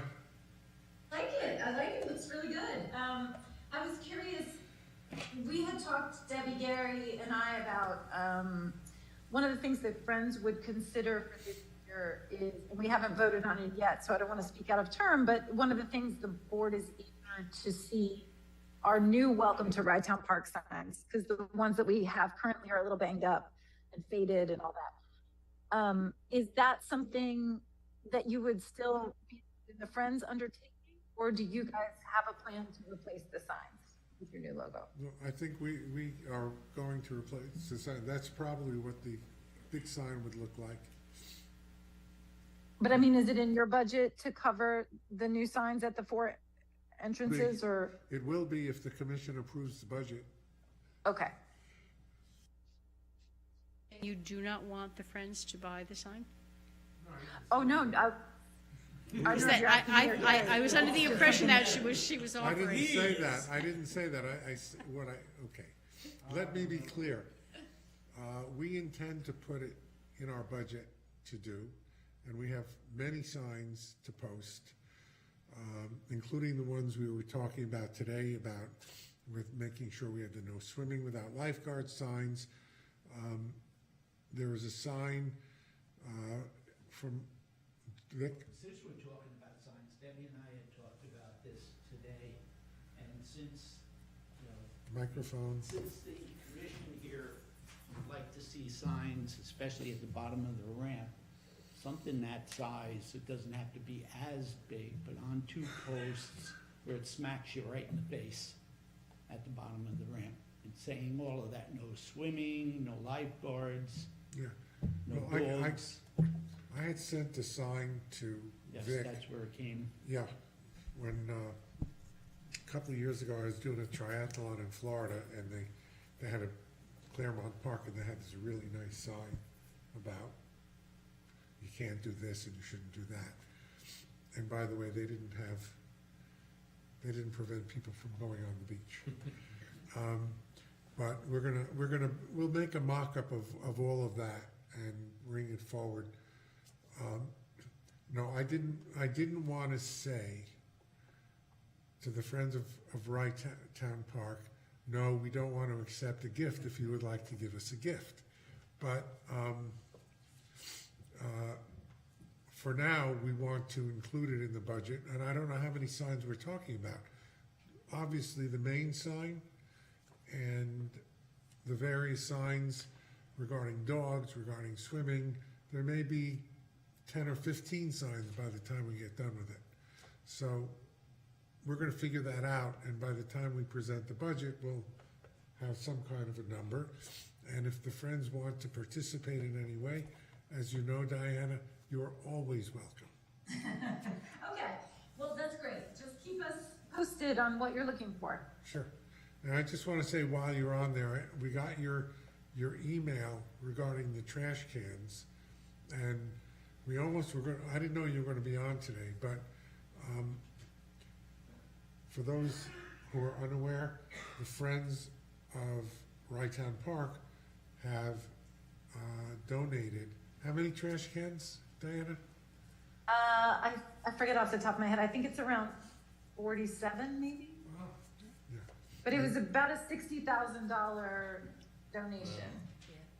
So, we're gonna have that at the next meeting with all the pictures. They're really gorgeous trash cans. But I would suggest, in your email, you said, you know, when to put them in. I would suggest that we not distribute them until April, when the weather gets warm and most of the construction is done. We don't want anybody throwing construction materials into the waste cans.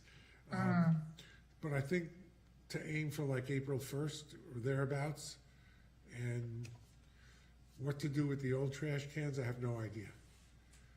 Maybe we I can just know donate they them gotta somewhere. go. Yeah, they gotta go Gotta into go. the trash. They're metal, so metal dealer will come. Yeah. Debbie, you'll send the pictures around to the commission, Sure. okay? So,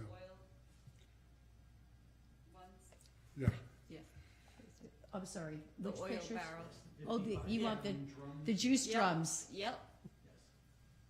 okay. I think we're done, Great. now that our audience has all departed.